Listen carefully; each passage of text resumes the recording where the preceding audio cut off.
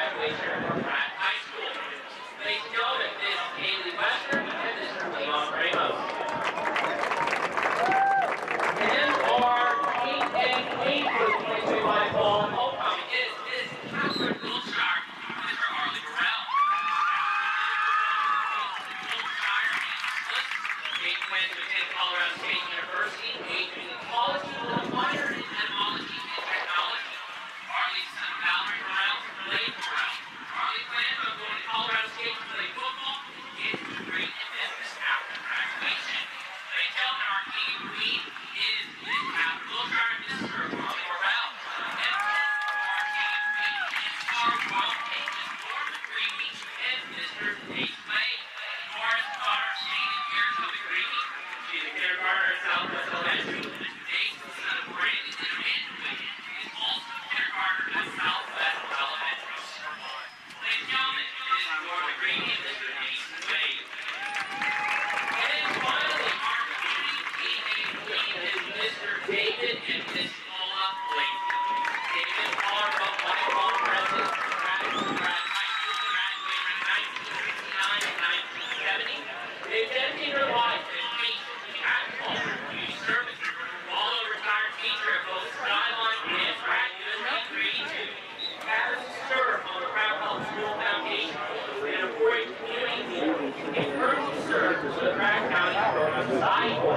David of Farm MFA, State Chaplain Farmer, and President, has served in the Kansas Co-op Board, Eagle Team, sharing passion for agriculture by playing the Carolyn Sheep and his lot, and sweet corn applause for Brad MFA students. And together, they have both hosted his day on the farm for over 25 years, following fifth graders from the surrounding area.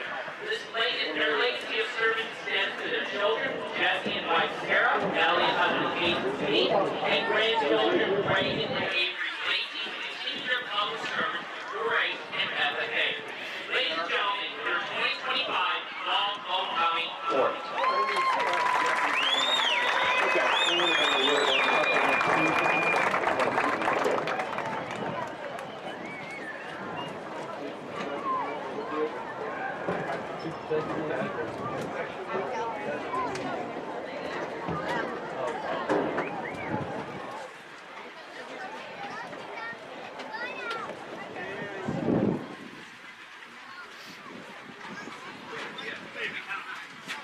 Please remember, this competition is being conducted according to the rules of the Kansas State High School Activity Association.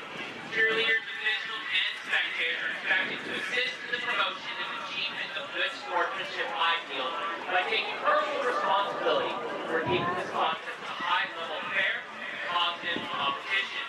Spectators are expected to cheer for their teams and not against the opponent. Good luck to both teams. I'd like to draw your attention to exit locations here in the Turtle Field. 3 gates on the north, 1 on the south, and gates to Varsity, gates on the west. In the event of severe weather, spectators are needed to leave the stand to protect their vehicles or the Pratt High School Commons. Spectator restrooms are located in the northeast corner of the stadium in Liberty Middle School, and in the frog dome at the house across the street. Please pick up trash and help us keep the river field clean. We appreciate your help putting trash in the receptacle provided. USD creating new policy prohibits the use of tobacco products on school property. We ask that you please refrain from using any tobacco products or electronic smoking device plugged in or immediately adjacent to school property. Thank you.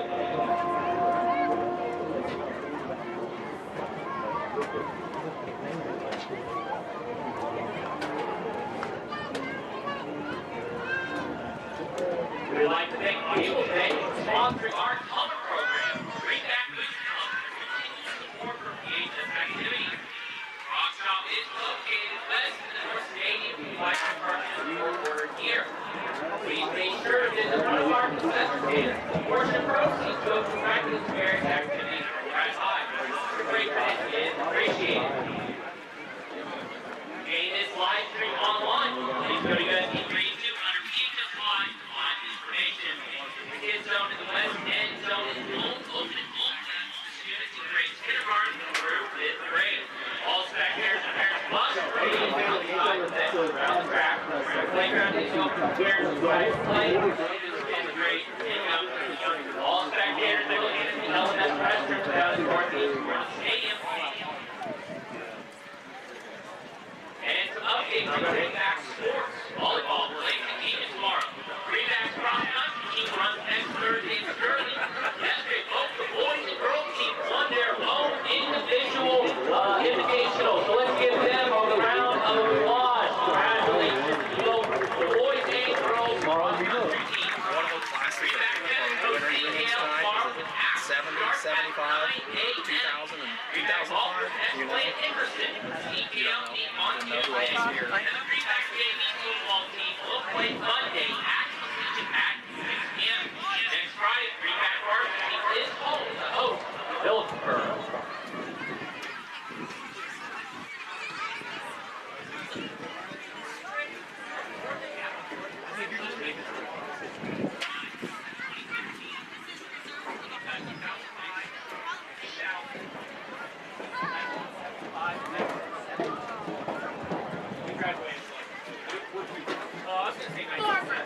They pushed it through.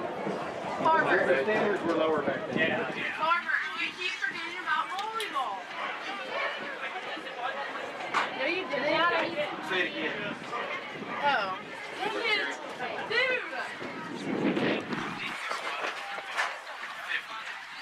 I got $12 for credit.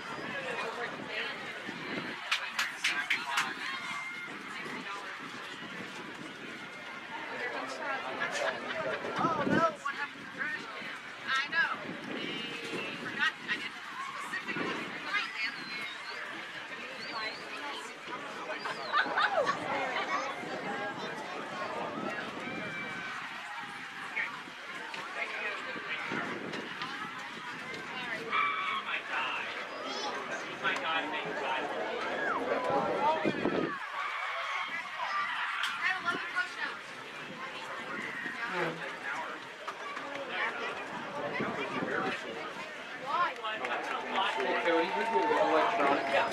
Explain something to me. Every time I refresh this phone,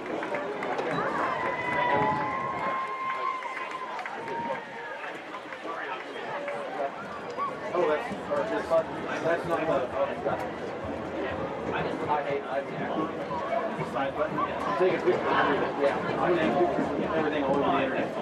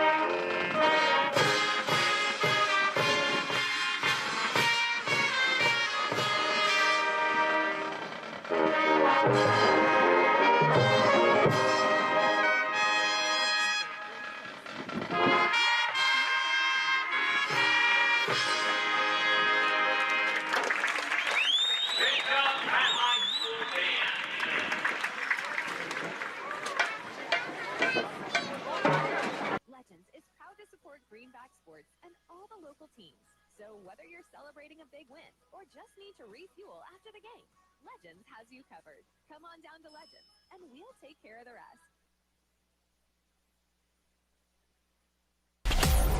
It's game day for the Greenbacks. Greenback Nation, it's Friday night. That means the countdown to kickoff starts now. Picks it off at the 30-yard line and has some room to run. Touchdown, Greenback. And Arlie Morrell in the backfield again. Greenback team led by senior Preston Poor coming off of a 1,000-yard season. 45 to the 40, the 35-30. Morrell still on his feet at the 25-yard line. And we've seen different versions of this offense throughout the past couple years. This year, expect some fireworks. Man wide open down the field. Caleb Strong at the 15-yard line. 10, 5, touchdown, Caleb Strong.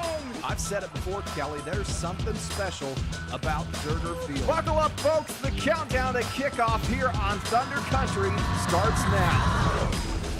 Welcome to the Doug Ray Chevrolet pregame show here on Thunder Country. I'm Cody Eastis, joined by Kelly Simon on the call tonight. Logan McAllister on the stats behind the scenes. And boy, have we got a game for you tonight. Homecoming night for the Greenbacks here at Zerger Field. That's a combination of two great things, a home game and homecoming night, and here at Zerger Field. You can't beat that when it all comes together. Hopefully the Greenbacks come out of this with a win, but they're going to have everything up against them tonight against a very good Wichita Collegiate team. Kelly, give us the tale of the tape between these two teams. Sure, not a lot of history between the two teams. You know, Wichita Collegiate was generally a smaller classification than Pratt for many, many, many years and just did not play. They weren't in our league, weren't in our district. Just played the last few years here. First meeting in 2020, played in 2020, 2021, and 2024, where they are 3-0 against Pratt. All three meetings have been in Wichita. This will be the first time we've met on Zerger Field. Pratt and Collegiate last year over in Collegiate was kind of a surprising game for us. You know, Pratt was rolling up to that point, 4-0 going into that game, and Collegiate came out with a pretty strong victory, 42-12, 30-point win for them.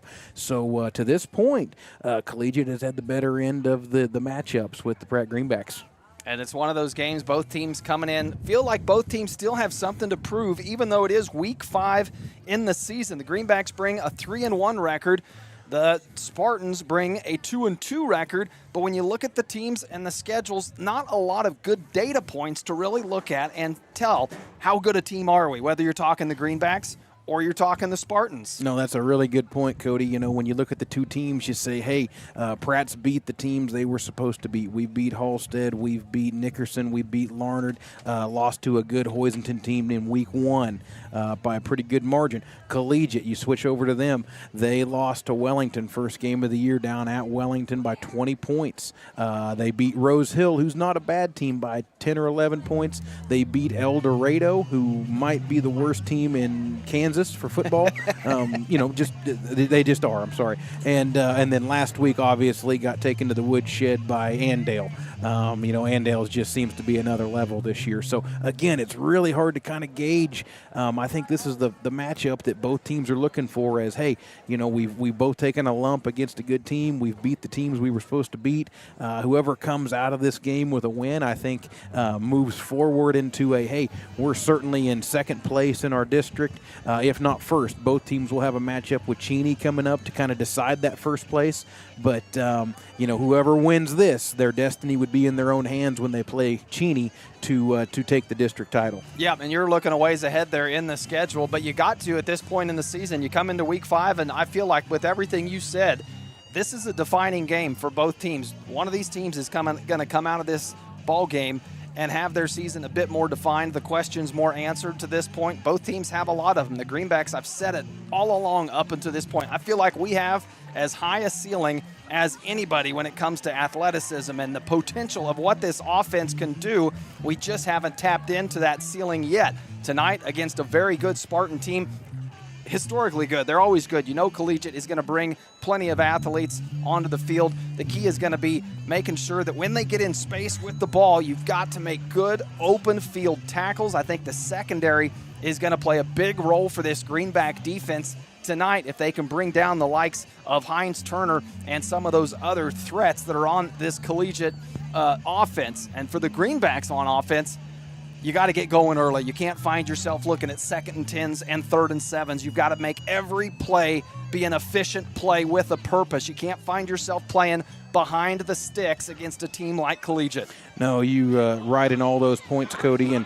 And you know, to this point, Collegiate has had the better end of this matchup, and by pretty good margins. They beat us 50-0 4 or 5 years ago, beat us by 30 last year in a game we thought we were going to be in. So they've really kind of had our number for the few matchups we've had. You mentioned they're a good team. I look back in the records. The only thing keeping them from being a really good team would be their big rivals, Andale.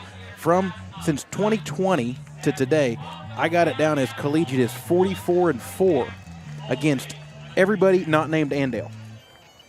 Really strong statistics. Andale has just beat them in the regular season. They have beat them in the playoffs, and they have kept Collegiate from kind of climbing the mountain. So they've taken some losses over the last 4 or 5 years, mostly from the hands of Andale. But when they're not playing them, they have been really tough. Now this year, I don't know whether you want to say it's a little bit of a dip here for them. They haven't quite been as strong in their results as they have been in the past. So maybe this is just that little dip in the talent pool that Pratt needs to slide in here and take a win on Zerger Field tonight. Boy, and it would be a big win here on homecoming night. A lot of things throughout the week has kept these kids busy, a lot going on, and it all leads to tonight. So a big game for the Greenbacks playing the Spartans. Kickoff only about 7 minutes away. We'll take another break and be back with more of the Doug Ray Chevrolet pregame show when we return.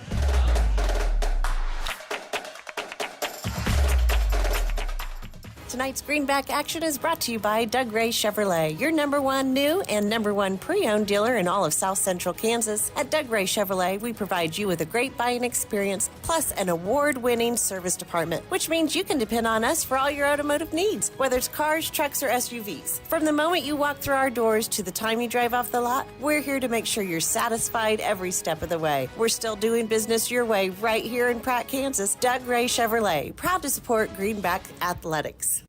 When it comes to your health, trust Grace Clinic and Urgent Care in Pratt, conveniently located at 920 East 1st Street. Grace Clinic proudly serves Pratt and the surrounding area. Family nurse practitioner McKaylee Kirby provides primary care, urgent care, and sports physicals, and is accepting new patients and walk-ins. Open Monday through Friday, except Tuesdays, from 8:30 to 6, and Saturdays, 9 to noon. Call 620-388-3086 today. That's Grace Clinic and Urgent Care, caring for your family close to home.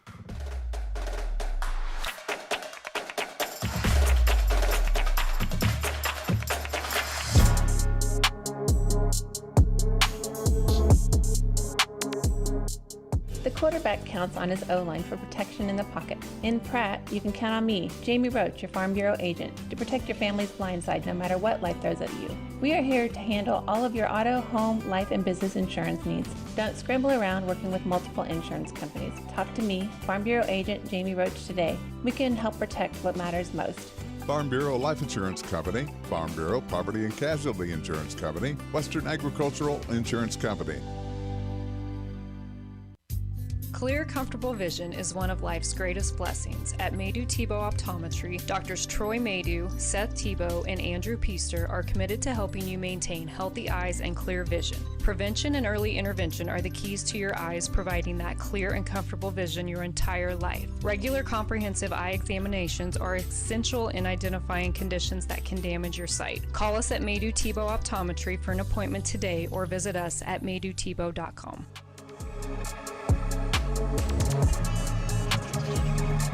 Welcome back to the Doug Ray Chevrolet pregame show here from Zerger Field. The Greenbacks set to take on the Spartans of Wichita Collegiate. And Kelly, surprising when you look up and down those books, only 3 matchups between these two schools. You just think, as prominent as they are in their divisions, in their classifications, there would be a bigger history. But like you said, oftentimes in separate classifications and never here at home. I don't know the last time we've played an opponent that we've never seen here at Zerger Field or getting them for the first time. Well, for good reason is that this is the first 2-year cycle Collegiate's been on our regular schedule. Okay, the first 2 meetings we played them would technically have been in the first round of the playoffs in 2020 and 2021 over at Collegiate. They were the higher seed. They got to play at home. So last year, they enter our schedule as a district opponent, and we play a home and an away. And last year was at Collegiate, this year at Pratt, and then they won't be on our schedule next year. Well, I shouldn't say that. I don't know that for sure, but they'll reset the schedules next year, and we don't know who the district will be at that point because these classifications juggle a few teams up and down. That'll change everything. But like you said, Collegiate for years was a 3A high school. Pratt was a 4A high school. We really didn't play each other because Collegiate was on the east side of Wichita, and really no need to travel that far. They had to go past a lot of people to get to us. We would play them in baseball and basketball, but not on the football field. A lot of things going on here tonight. We mentioned a couple times it's homecoming night, a common theme that we'll mention throughout the night. I want to give a shout out to the classes who are celebrating their reunion here, and we'll start with the class of 1970 here in attendance, along with the class of 1975, the class of 2000, who Kelly and I are proud members of. Proud members. The class of 2005 and the class of 2015, all in attendance. So welcome back past Greenbacks. The captains now out on the field for the Greenbacks. Your usual Creston Poor, Arlie Morrell, Cameron Cox, and Josiah Schmidt, the 4 captains for the Greenbacks. For the Spartans, number 1, Sebastian Hines-Turner, along with number 4, Julian Johnson. Number 52, Trip Porter, and number 55, Ali Al-Sukin. See who wins this toss, who is going to get this ball to open this ball game off. We'll touch on that homecoming theme throughout the night. A lot going on with it, so we'll keep you up to date on all the happenings, who the attendants were, who the king and queen were. Maybe have some special guests along the broadcast with some of those in attendance coming back, and for many catching their first ball game back here at Zerger Field in a many number of years. Coin toss is separated. The Spartans have won the toss, and they have elected to defer, so it will be the Greenbacks who will receive the opening kickoff to start this ball game off. The Spartans will be defending the east end zone, the Greenbacks defending the west end zone. I want to add on to your shout-outs. I got to add the Pratt County Farmers. Always. Along with the all the classes here tonight out in the cornfields and the wheat fields. Got a little behind with this weather pattern we've had, and I imagine there's a bunch of them out there burning the midnight oil tonight. So take the tractors and combines one more round, guys. So the Greenbacks set to receive.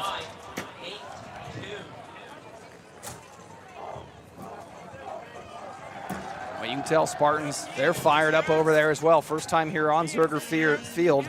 This is going to be a long road trip for Collegiate. They usually don't have to go 70, 80 miles for a football game. So don't know if that'll play a factor or not, but this is a long ways west for the Collegiate Spartans.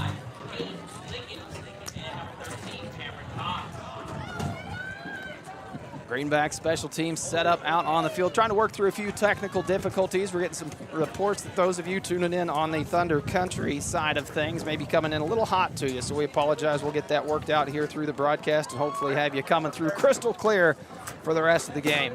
It will be the Spartans to kick off.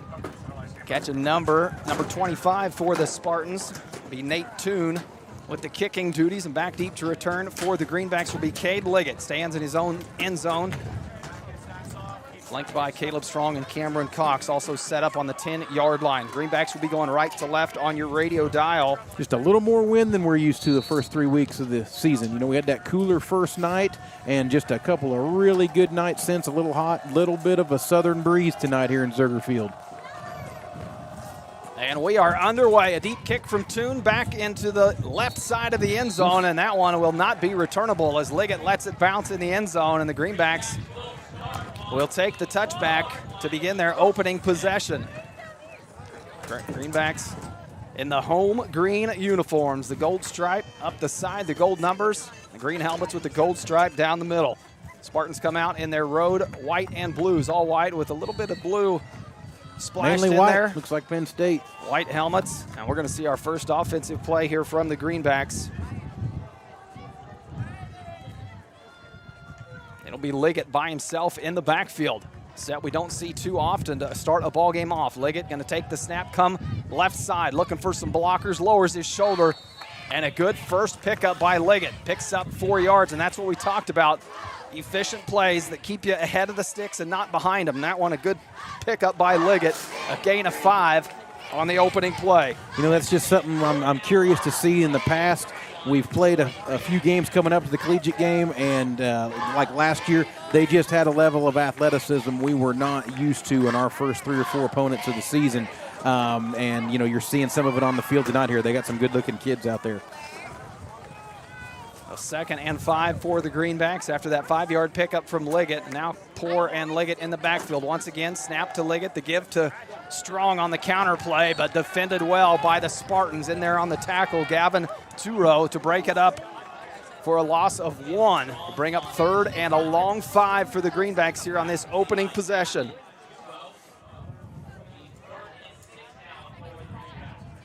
Going to call it 3rd and 6. Big down here early on for the Greenbacks. You want to make this opening drive last as long as you can. If you can turn it into points, even better. Now the Greenbacks will split Liggett out on the far side. Roop near side, Poor alone in the backfield. Send Strong in motion. And the snap to Poor, going to roll to his right, looking downfield. Flushed out, has to get rid of it. Finds Morrell right at the sticks. It's going to depend on the spot right near the 30-yard line. That's where the first down marker stands. He's going to have it, I think. Well, the way that official coming in, I think you're right, Kelly. I think it's going to be enough for a first down. He came now backwards. They back it up. When he was coming in, he was on the other side of the 30-yard line, and then he made it a yard back. Very curious call here for Coach Holting. 4th down and 1 on your own 31 to start the game. Like to think he goes for this, but we did have a negative play a play ago. So I think at a minimum you see a hard count here. We'll see if Pratt will snap a ball. Greenbacks do come out looking like they're going to go for it. A big 4th and 1 play. Liggett going to take the snap, comes left side, lowers his shoulder and picks it up. A big play for Cade Liggett to keep this opening drive alive for the Greenbacks. Greenbacks pick up their first down of the night, and boy, it was a big one. That could have changed this game early had the Greenbacks not converted. Yeah, that very, very gutsy call there by Coach Holting. Even being a yard this early in the game, if you turn that ball over on downs there, it really gives momentum to Collegiate, puts them in a good position to score. So Liggett lowers his shoulder, gets the first down. 9:33 left in the first quarter. Pratt on their own 31-yard line. The far 31-yard line, but a new set of chains after that big pickup from Liggett. It'll be 1st and 10 for the Greenbacks. Packed backfield now as the Greenbacks come with 3 in there. Liggett going to take the snap, go right side. Has some blockers, follows him, tries to bounce outside, and he does. He's across the 50, dragging Spartans to the 45-yard line, and the biggest pickup of the night so far. Cade Liggett, a 25-yard pickup into Spartan territory. A great run from the sophomore who every game just comes along. You see a little bit more out of him. He comes into this ball game leading the Greenbacks with 469 yards on the ground. That was good patience by Liggett there. He kind of waited for that hole to develop and then found his gap and got up the right sideline there. Another first down for the Greenbacks, this time in Spartan territory. Ball spotted on the far hash, 44-yard line. High snap, Poor, able to go up and get it, but tackled early in the backfield for a loss once again. In there to make the play, Gavin Turo, a 6'4", 240-pound junior for the Spartans.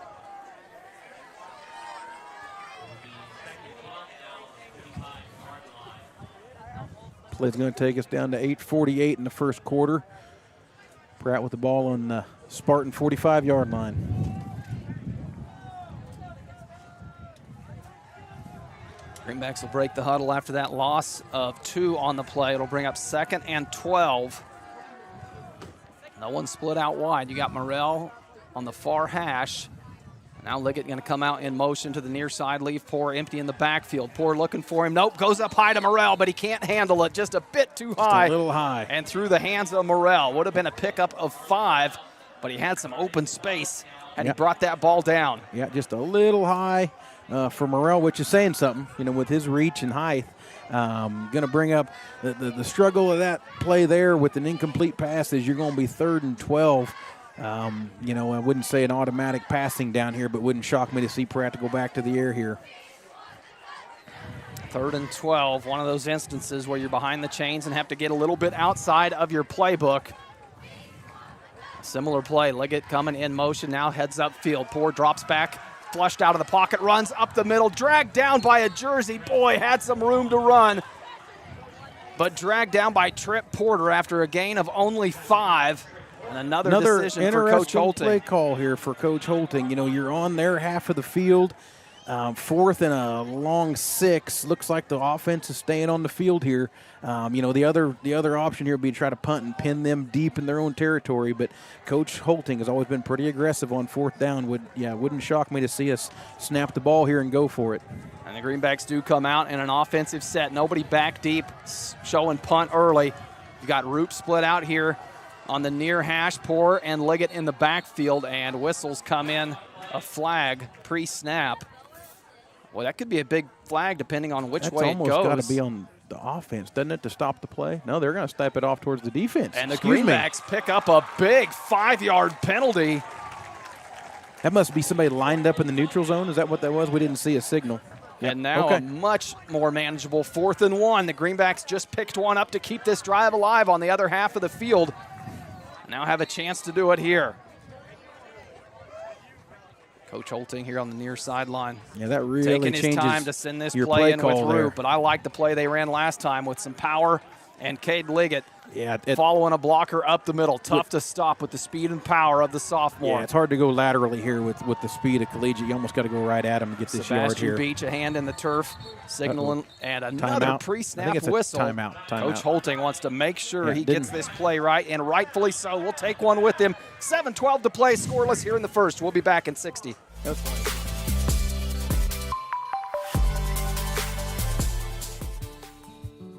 This is Terry from Gatlin Meckler's Pharmacy.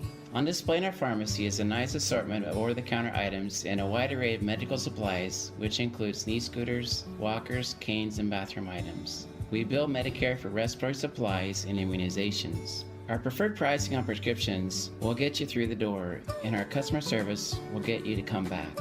Be sure to stop in today and see us on Country Club Road in Pratt. Uh-oh, that's a sound no one wants to hear. Pratt Glass has been helping homes and business owners with everything glass for over 80 years. Whether your business suffered a break-in over the weekend or you're needing to replace old leaky windows, and they also offer automotive glass repairs, automotive details, screens, dragging door adjustments, residential window replacement, storefronts, and 24-hour commercial residency service. Pratt Glass, 210 South Jackson in Pratt, 620-672-6463, or see prattglass.com. Welcome back. First quarter action and a big 4th and 1 coming up here for the Greenbacks. They come out of the timeout, send Caleb Strong in motion. Poor and Liggett. Liggett will take the snap again, follows his blocker's left side, and the spot will determine the result of this play. And picked it up again. Another big Greenback first down for the sophomore Cade Liggett. Yeah, that was a big penalty on the Spartans there. We talk about penalties, and you say it's 5 yards, but to convert a 4th and 1 versus a 4th and 6, just much more higher percentage on that 4th and 1, obviously. And, Pratt using it to their advantage there. Well done. Definitely take advantage of the defensive miscue of the Spartans. And now, once again, a fresh set of downs. Ball spotted on the 32-yard line of the Spartans. Greenbacks looking to keep this drive alive. 6:35 to play here in the first. Snap it to Liggett. He'll come left side, follows Poor, lowers his shoulder, going to pick up 3 or 4 before a pile of Spartans stops him from going any farther. And early on, it looks like the focus of this Greenback offense, or the emphasis of it, is going to be Cade Liggett on the ground, which I like. Yep. When you're playing collegiate, they're going to have athletes out in space, which is not always the case with some of the opponents we play. And so that kind of changes up your game plan a little bit. And we've seen it more so far tonight with Pratt willing to ground and pound it rather than go to the air too much to this point. And good to see Sebastian Beach out there. He's got his thumb in a cast. They were worried about him not being able to play. Looks like they've got it wrapped up.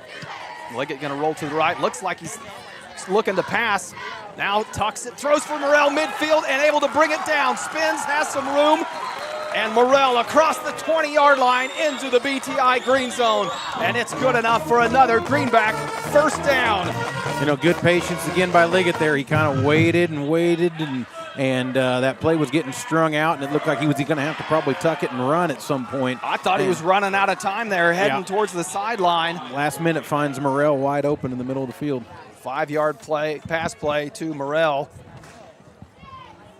5:17 to go, and the Greenbacks still on their opening drive. trying to march this ball down the field.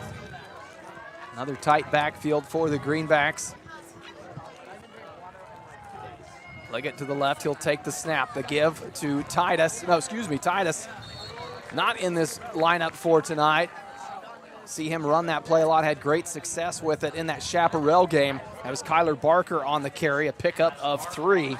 Will bring 2nd and 7 for the Greenbacks. That's a storyline we haven't talked about in this ball game, is the absence of Hudson Titus. He went out late in that Chaparral ball game, thought he might be questionable for tonight. So the good news is there was optimism he may play tonight. So it's not a multiple week or season ending type of injury. Not making the lineup tonight. 2nd down and 7 here from the Collegiate Spartan 15-yard line. Again, the Greenbacks just showing power. No one split out wide. Now Liggett will come near side in motion. And another whistle pre-snap. That delay a game? And a delay a game. Oh. Haven't seen that all season, I don't believe, against the Greenbacks, especially a field with the play clocks in both end zones. Well, on that play there where they came set, then they had to send Liggett in motion. They had to give him a little time to get out there. And, you know, we just talked about how that earlier penalty benefited Pratt. This one here, after a 1st down pickup of 3 or 4 yards, now they're back behind the chains again, 2nd and 12. A different down and distance here for the Greenbacks. Once again, Liggett coming in motion. Turns upfield, Poor dropping back. Looks far side now, has a man. Corner of the end zone, into the hands and back out. Caleb Strong couldn't haul it in. A great ball from Creston Poor.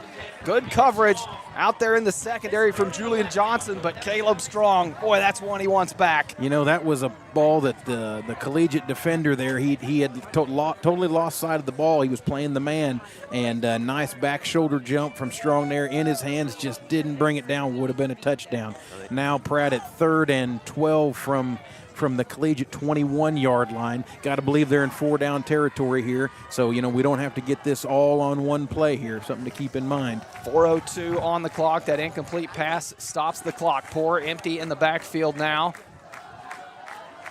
3-step drop, still looking. Shuffled out, has to flush near side. On his feet, trying to skate free. Throws to the middle of the field and through the hands of Morrell. Wouldn't have been enough for the 1st down, but it would have got him half the way there. Morrell came down on the 15-yard line empty-handed, and the Greenbacks plagued by a couple drops on this possession. You know, Collegiate brought a little heat there. They brought their outside backer from the far side. That's what forced Poor out of the pocket, got him on the run early, and, that's hard enough looking downfield from a pocket, but when you're on the run, complicates things even more. Going to bring up a big 4th down here for Pratt early in the game. Well, that's an understatement. 4th and 12 for the Greenbacks, 3:53 on the clock. They need 12 to keep this drive alive. A big 4th down for the Greenbacks. Snap will go to Liggett. Goes right side, pitches out to Poor. Poor looking like he's still going to pass the ball and throws it into the hands of Heinz Turner, nearly in the end zone. The Greenbacks are going to catch a break there, almost a punt, as Heinz Turner for the Spartans, rather than just batting that ball down and taking the ball at the 20, the Spartans now going to start over. Yeah, that's a play where I think, you know, sometimes high school kids get caught in the moment, and they've been trained their whole life to pick that ball off rather than look at the down and distance and say, hey, if we knock this ball down, we get 1st down on our own 21 rather than our own 10. But so it will be a going to take over here. The interception on Poor, and now the Spartans, with their 1st time possessing the ball, bring their offense out to the field. A little more spread out, Twins to the far side, but they keep it on the ground. Into the hands of Johnson, tries to go left side. Brought down, running in to that right side of the Greenback defense. It is Arlie Morrell and Luke Gatlin. Also in on that play, Leon Ramos. So it'll be the Greenback defense out on the field for the first time. 3:20 to play here in the 1st, scoreless after the Greenbacks with nearly an 8-minute opening drive. Didn't result in points, but boy, it chewed a lot of time off that clock. 2nd and 9 for the Spartans. A man in motion. They give in the backfield, tackled in the backfield and brought down for a loss. That was Morrell, wasn't it? I don't believe it was Morrell. Gavin Roof in there in the backfield. A loss of 4. You know, Collegiate content to run it a couple times there in the shadow of their own end zone. If you'll remember last year over in Collegiate, they hurt us with their speed and passing game. At this point, I think they were just trying to chew out of their own end zone here with the error on the Spartan defender to pick that ball off rather than knock it down. Well, a good stand by Pratt so far. You'd have to think now of passing down for the Spartans in the quarterbacking position. Isaac Vanderberg out of the shotgun with Johnson to his left. He'll pitch it to Johnson. Johnson trying to get upfield, but nowhere to go as Morrell forced him back in to that linebacking core of the Greenbacks, and only a pickup of 3. The Spartans going to have to punt out of their own end zone.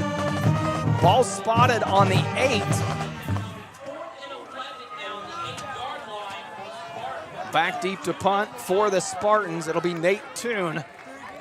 Back to return for the Greenbacks, Cameron Cox and Caleb Strong. Greenbacks, an opportunity to get the ball back. Pratt has made very some quickly big, after big that plays 3 and out. on their special teams in the punt game. We've seen some blocks. We've seen some touchdowns. Snap good, the catch good. Toon gets one off, a high punt. Greenbacks are going to clear out of the way as that comes near the Greenbacks sideline and bounces out of bounds at the Spartan 40. We'll see where they eventually spot it. 39. But the Greenbacks going to come away with great field position already on the Spartan half of the field.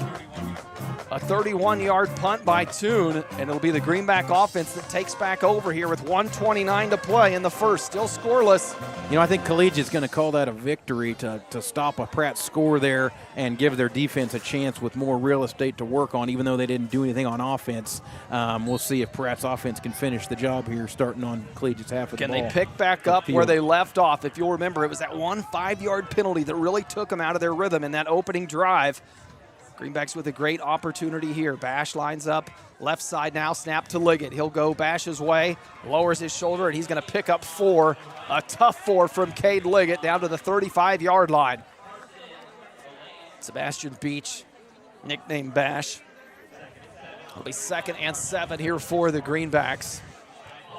And again, the Greenbacks look like they want to run some power football against this Spartan defense and establish that ground game early here. Play's going to take us down under a minute in the first quarter. That was a fast quarter. Very fast first quarter. And one that the Greenbacks have controlled the ball for the majority of it. Once again, a power look from the Greenbacks. Porin Liggett in the backfield. Sebastian Beach, the blocking back with the hand in the turf. Give to Liggett. Now he fakes it, the counter play. Can he bounce it out? He does. Lowers his shoulder. Runs over. Heinz Turner still on his feet. Down to the 5. Pushed out of bounds. That's the counter play that we've seen them try all season long. This time they fake it, and a huge pickup from the Greenbacks. A 31-yard gain from Cade Liggett takes him inside the Spartan 5. Ball will be spotted at the 4, and the Greenbacks pick up a huge first down on their biggest play of the night.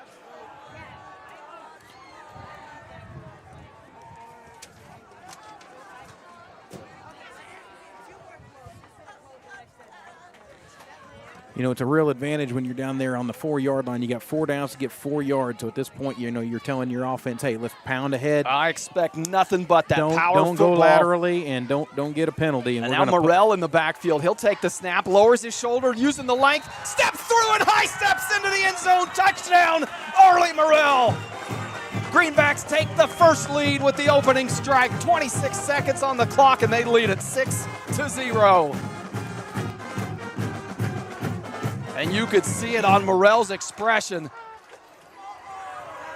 Well, he came through that line and just did not want to go down and high-stepped his way through the tackles into the end zone. And it'll be Levi Tebow coming on for the extra point.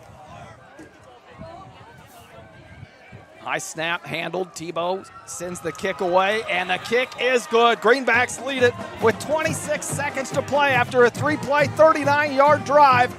They're on top 7-0 here at Zerger Field. We'll be back in 60.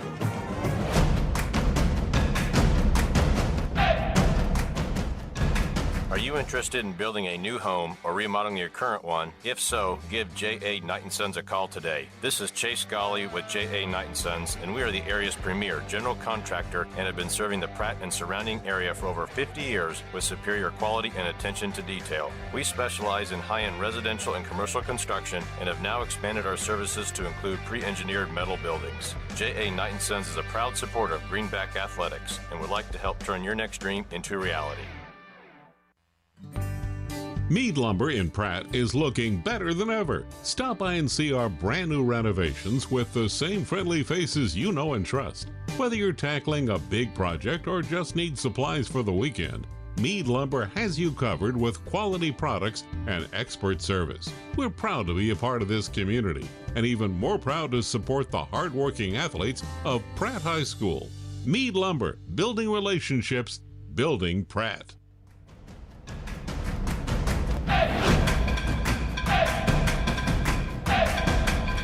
Welcome back to Greenback football here on Thunder Country. The Greenbacks coming off of a 4-yard touchdown run from Arlie Morrell to take a 7-0 lead. 26 seconds to play here in the first. Greenbacks set to kick it off and back deep for the Spartans. A.J. Batiste and Drake Manspeaker. A line drive kick from Tebow will bounce at the 15. Will it stay in bounds? It will. Manspeaker trouble handling the ball. Cox dives for it. It just comes up short. What a play as Cameron Cox nearly dove in on that play. Darn it. And Cox down on the play now. Manspeaker having a little trouble handling that, and then it went off his foot. Wow, the Greenbacks almost a huge special teams play that would have completely flipped this ball game. It will be Spartan ball on the 15-yard line near hash. Again, Spartans going left to right. 21 seconds left to play in this opening first quarter, a fast-paced first quarter, and one that the Greenbacks on the defense tonight, probably. And that's a little bit of that shuffling around, seeing Titus. Hudson Titus out of the mix. Creston Poor taking over the safety roles in the absence of Titus, and they give up the middle to Johnson. Has a little bit of room, now met by Caleb Strong and others. Be taken down for a gain of only 3. Good defensive play for the Greenbacks. Greenbacks have defended the run well in the 4 plays that we've seen. 4 plays, Small 4 runs sample from size, Collegiate, yes. But the Greenbacks so far, defense into the first quarter, coming out to play after 1 complete quarter of play. Greenbacks on top, 7, Spartans 0. We'll be back with second quarter action here on Thunder Country.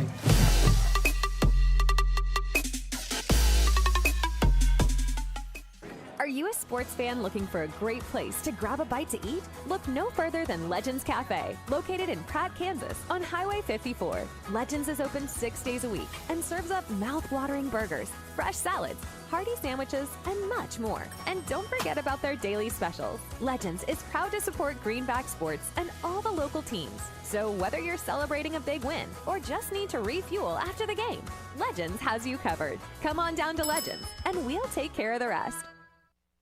At Timish Electric, we light up your world with reliable and efficient electrical services. Our team of skilled and certified electricians is dedicated to providing top-notch service for all your electrical needs. From residential, commercial, or industrial needs, we ensure your electrical systems are safe, reliable, and up to code. Contact us today at 620-672-9334 to schedule a consultation. Timish Electric, proudly serving Pratt and the surrounding areas' electrical needs for over 25 years. Welcome back. Second quarter action begins. The Greenbacks lead at 7-0, and it'll be a Spartan offense still on the field. 2nd and 8 is what they were looking at, and a pickup of, I think a loss on the play there is once again this Greenback defense, the best we've seen them look all season in a game where it is definitely going to be needed. It was a loss of 2 on the play, so it'll be 3rd and 10. And the Spartans once again backed up into their own territory. That ball spotted just inside of the 15-yard line. A long 3rd and 10. Twins split out to the near side. Heinz Turner split to the far side. A give up the middle, trying to run the draw play, and sniffed out by the Greenbacks. A gain of only 2. Boy, this Spartan offense content to keep the ball on the ground. We have not seen them put the ball in the air yet, even when you think it would be passing down in distances. For sure. You got a 3rd and 10 there, and we're running a draw. And I'd heard that they just, on offense this year, they just did not have quite the firepower we've seen the last few years. I think you're seeing just a little bit of that, not willing to go down the field with the football. So the Greenbacks forced their 2nd punt of the night, a 4th and 8 for the Spartans. Toon back, standing on his own 5-yard line. Cox and Strong back deep to return. A high snap. Toon goes up and grabs it and gets the punt off. Comes near side, will bounce at the 40. and take a Greenback bounce towards their end zone. Finally downed by the Spartans, but the Greenbacks once again gonna have great starting position here. Only a 19-yard punt. And that punt almost went over his head. He really jumped up and snagged it. He had to go up and get that to keep it from turning into a big miscue on the special teams. You know, a critical possession here for Pratt. If they can take this down and put it in the end zone, it'll really, really be a motivating factor that we can win this game, and it'll certainly be a negative on Collegiate as they'll start out in a big hole here at the beginning of the second quarter. Now for the first time tonight, the Greenbacks show spread offense with Strong and Roop split out on the far side. Roop on the numbers, Poor and Liggett in the backfield. Give to Liggett, goes left side, now tries to bounce it up the middle, lowers his shoulder, and again, a pickup of 5 yards on the opening play. Greenbacks slowly spreading this offense out, but the power game up the middle has proved successful. 10-10 left in the second quarter. Pratt leading this one 7-0. Driving into Spartan territory. For the second time tonight, the Greenbacks starting with great field position. Ball spotted on the 31-yard line of the Spartans. A 2nd and 5 here for the Greenbacks. Again, 2 split to the far side. Barker and Cox, the 2 wide receivers split out. Liggett, patient, goes left side, cuts it back up the middle, saw a gap, tried to hit it, and I think he's going to carry the pile for a first down. 4 Spartans trying to bring Liggett down. Liggett said, not so fast. I'll pick up the first down with the legs. Yeah, good drive there from Liggett. Liggett coming off the field now, getting a little breather with the amount of usage that he's gotten to this point. It'll be a 1st and 10 for the Greenbacks after the first down pickup. Ball spotted on the 19-yard line, the 24-yard line of the Spartans. Greenbacks going left to right on this beautiful Friday evening. 81 degrees as the sun sets here in Kansas. You could not get a better night for Friday night football. Snap to Poor, fakes the give. Going to roll out right side, looking downfield. Going to tuck it and run now. Lowers his shoulder, just tries to pick up something. And we'll see where they spot that. Didn't like the look downfield. About 2 yards. Strong, well defended in the secondary. Poor elected to tuck that and run. Picks up 2 on the play, and it'll bring up 2nd and 8. 8:40 to go. Clock continues to run here in the second quarter.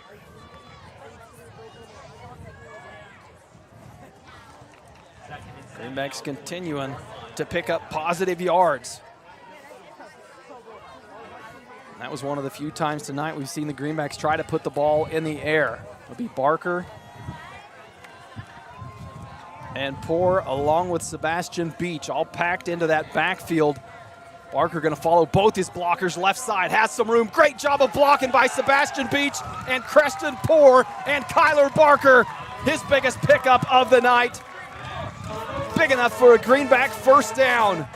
And that'll take it inside the Spartan BTI green zone. Ball spotted on the 7-yard line. You know, same story there as we had earlier. Barker out of the backfield, kind of waiting, kind of shimmying, and then once that hole or that seam opens up, accelerating up the field. That time had 2 blockers to follow as Sebastian Beach and Creston Poor both first through that hole, and Barker a great job reading the blocks.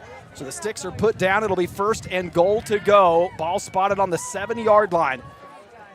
Liggett back in the backfield alongside Poor, stands to his right. Poor going to take the snap. This time the counter play to Strong. Gets for the end zone. Touchdown, Caleb Strong!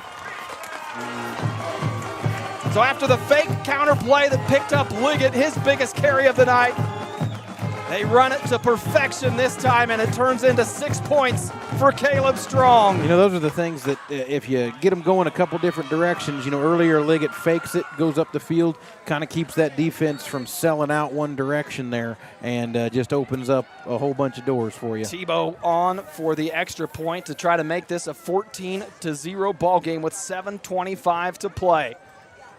Snap and hold good, kick away. And it is good. The Greenbacks lead this ball game 14-0. Another short drive, 5 plays, 36 yards for the Greenbacks.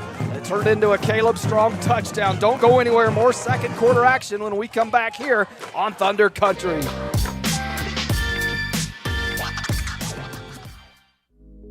For your fine dining experience, be sure to stop at Club D'Est in downtown Pratt. Western Kansas's premier steakhouse for over 50 years. They'll serve you the best with their friendly, attentive staff and home-cooked meal you desire. Also offering a full range of entertainment with live music and karaoke weekend nights. So come for food and stay for fun at Club D'Est in downtown Pratt. Open 7 nights a week.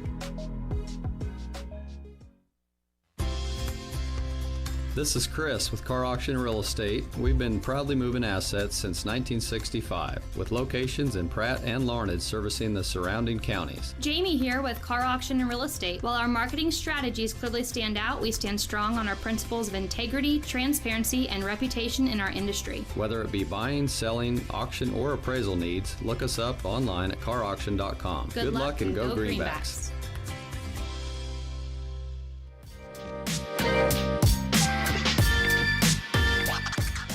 Welcome back here to Zerger Field. Greenbacks on top 14-0 as they kick it away. Tebow, a bit of a pooch pump and kick and takes a high bounce. Now fielded by Manspeaker, has some room, comes around to the near side, lowers his shoulder and a big hit. Put on Christian Chichon. Flags on the field. Looks like a clip probably. On the field. Oh, you'd like to think those are going to go against the Spartans and back this up. A good return from Drake Manspeaker, but it may be negated from the penalties. No signal yet, so we'll hold that. But it is now signaled a block in the back by the Spartans. So the good position picked up on the kick return. Going to once again back them up. It's a favorable starting position for the Greenbacks.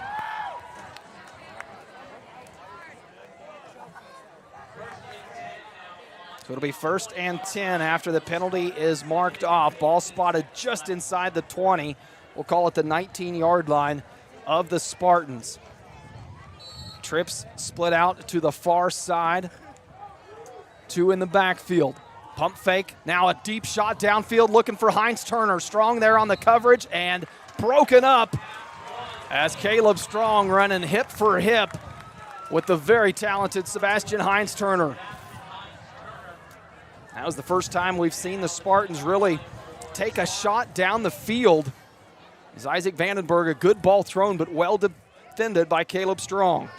7:12 left in the first half. Pratt leading this one 14-0.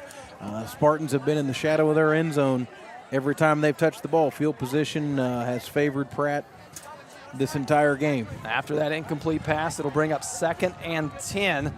And once again, Vandenberg in the backfield, Johnson alongside him. Going to look to throw again, goes far side and over the hands of Ethan Eister. And the Spartans faced with a 3rd and 10 now after 2 quick incomplete passes. Whether you come out throwing the ball again here or try to pick up something, knowing that you're in punt territory if you don't get a first down at this spot on the field. And collegiate punts have been shaky at best at this point. No, but you can tell Toon has a good leg. He just hasn't had time to let one really fly. Spread formation, 2-by-2. It's twins split to both sides. Vandenberg, a 3-step drop, looking downfield again. A deep ball into the hands on the right side of the field, and that one hauled in by Ethan Eister. A nice catch. We saw him try to take advantage of that earlier with Heinz Turner, and this time Vandenberg and Eister connect for their biggest pickup of the night. Now the Spartans, for the first time across the 50-yard line into Greenback territory. Ball's going to be spotted at the 46-yard line of the Greenbacks, and we'll see if that offensive shot gives this this Spartan offense a little bit of confidence and momentum. Draw play, Vandenberg going to keep it himself. Nice cutback, brought down after a pickup of 10. Going to be real close to a first down. That time Vandenberg showing off his abilities by a football. To cut that ball up the field very quick once he decided to get upfield and make a few cuts. 6:18 left in the first half. Collegiate finding just a little bit of life here on offense. That was kind of a low percentage pass they threw there, but well, it was a good ball. He reeled it in, and Collegiate on Pratt's half of the field for the first time tonight. Once again, that 2-by-2 look. Heinz Turner, the far wide receiver, split out this way. A quick pass, far side brought down by Mason Bond. Only a pickup of, say, 1 or 2. We'll see where they eventually spot that. Call it a 1-yard pickup. He was brought down right after he hauled that ball in. Cameron Cox, a nice open field tackle. That was one of the things we talked about pregame, that this Greenback defense was going to have to make open field tackles. And a nice one by Cameron Cox. So 2nd and 9 for the Spartans. Ball spotted on the 35-yard line. 5:54 to play here in the second quarter. And the Greenbacks lead at 14-0. Vandenberg and Johnson in the backfield again. Vandenberg fakes the pitch, going to keep it on the ground himself, goes right side for a gain of 4. And another big third down play for this Spartan offense. You know, I think where Collegiate is right here on the field, we say it multiple times on about the, Pratt High 32-yard line, 3rd and 6. A lot of times from that position, if you punt it and it goes in the end zone, you only net about 10 yards. So would be shocked if you don't see Collegiate being down 2 scores here in 2-down territory to get this first down. Needs 7 if they want to pick it up in one play. It's 3rd and 7, and again, an offensive formation that looks like pass as the Spartans spread out. Vandenberg stays put, tipped at the line of scrimmage and nearly hauled in by Arlie Morrell. An incomplete pass. That was a nice tip by Morrell. Sebastian Heinz Turner had cut the slant there, and I think he was open for a first down if he catches it, or he was going to be really close by the time Pratt was able to close on it from the gap he was And that was in. one of the plays last year at Collegiate that the Greenbacks had so much trouble defending, was that quick slant to Heinz Turner. And once he got in some open space, there's not many more people in the state of Kansas as athletic as Sebastian Heinz Turner. Now Coach Troy Black, a big decision here, 4th and 7. Not necessarily the decision to go for it or not, but the decision of what play do you call. That's right. Because Collegiate's in this possession here saying, hey, we have to get some points because if Pratt takes back over and pushes back down and scores again before half, we are in a real hole. We'll go for it. The offense out on the field. A big 4th and 7 here for the Greenback defense. Vandenberger dropping back, looks across field, intercepted Arlie Morrell! On his feet, tries to cut back, and he'll be brought down, but the Greenbacks come away. There's a flag down here. There was a flag See down. if it's on. There could be a lineman downfield. Other thing is a hold on the Pratt High defense on a receiver going out. That's about it's going to be a big penalty. Two things it could be from where it's at. Okay, I think it's on Collegiate. Yeah. So he just either asked way, Coach Holt if he wanted to decline. It's going to be a false start on the Collegiate offense, so the play will stand. Morrell comes away with his first interception of the season, and it'll be Greenback offense back on the field. 4:56 left in the first half. Pratt leading this one 14-0, taking over on their own 35-yard line. Boy, plenty of time for this Greenback offense to march it down the field again. And a timeout taken from head coach Troy Black. We'll be back with more Greenback football here on Thunder Country when we return.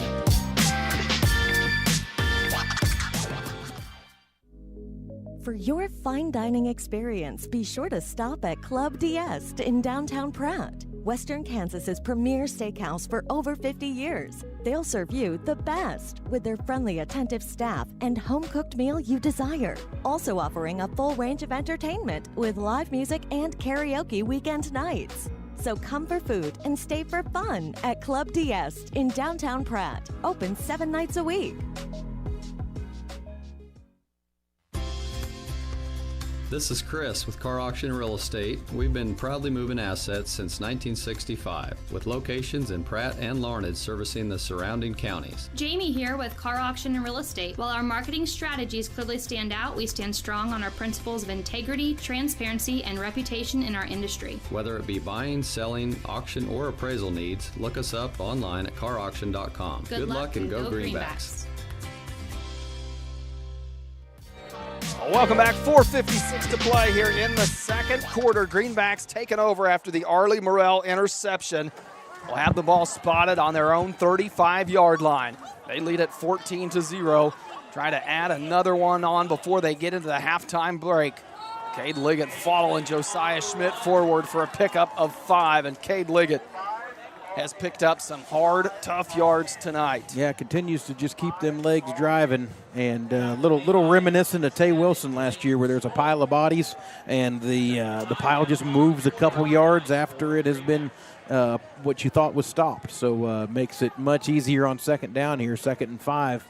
And for a very Pratt. formidable line by the Spartan defense. You look up and down that line, Blake Dudley, 5'10", 240 pounds. Cameron Estes, 6 foot, 275 pounds. So this Greenback offensive line punching above its weight class here.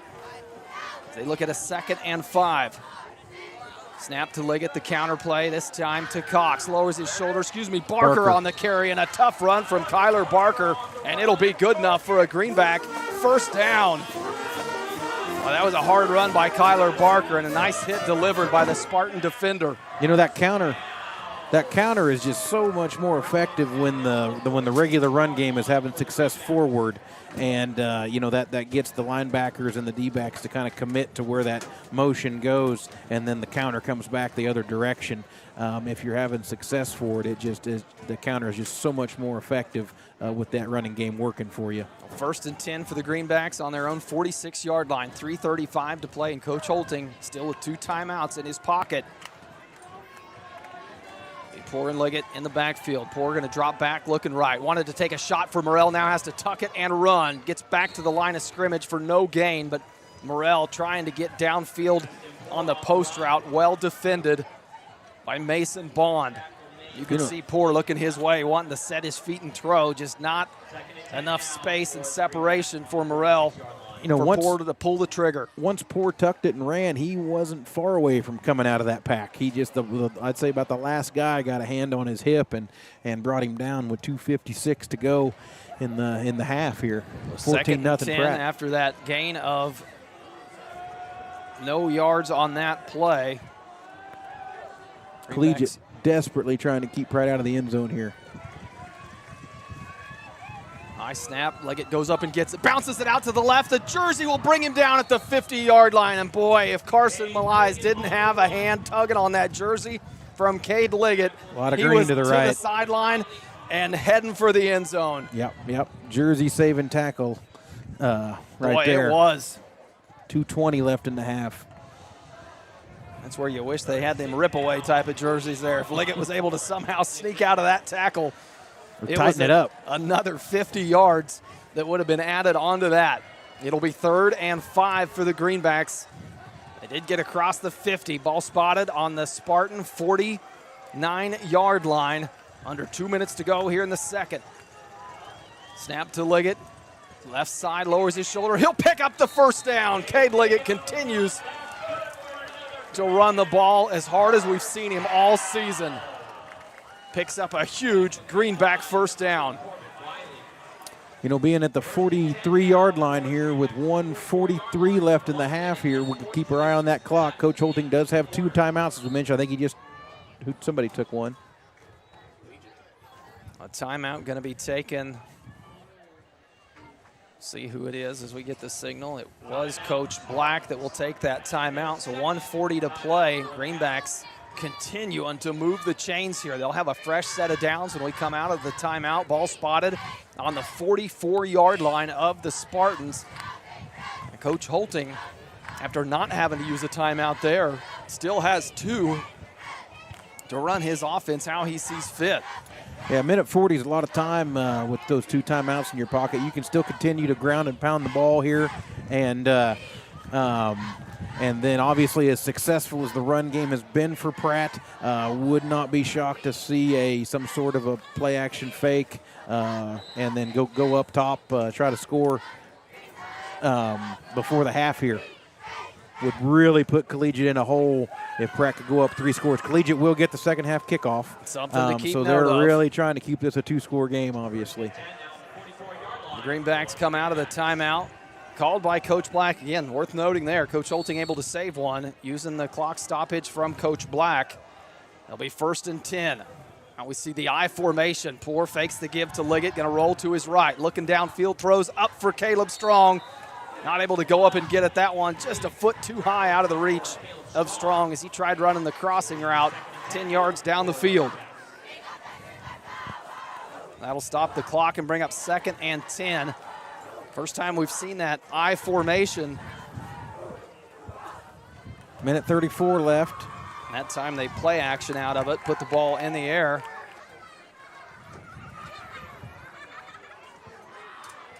And Sebastian Beach will come off the field. See what personnel the Greenbacks go with.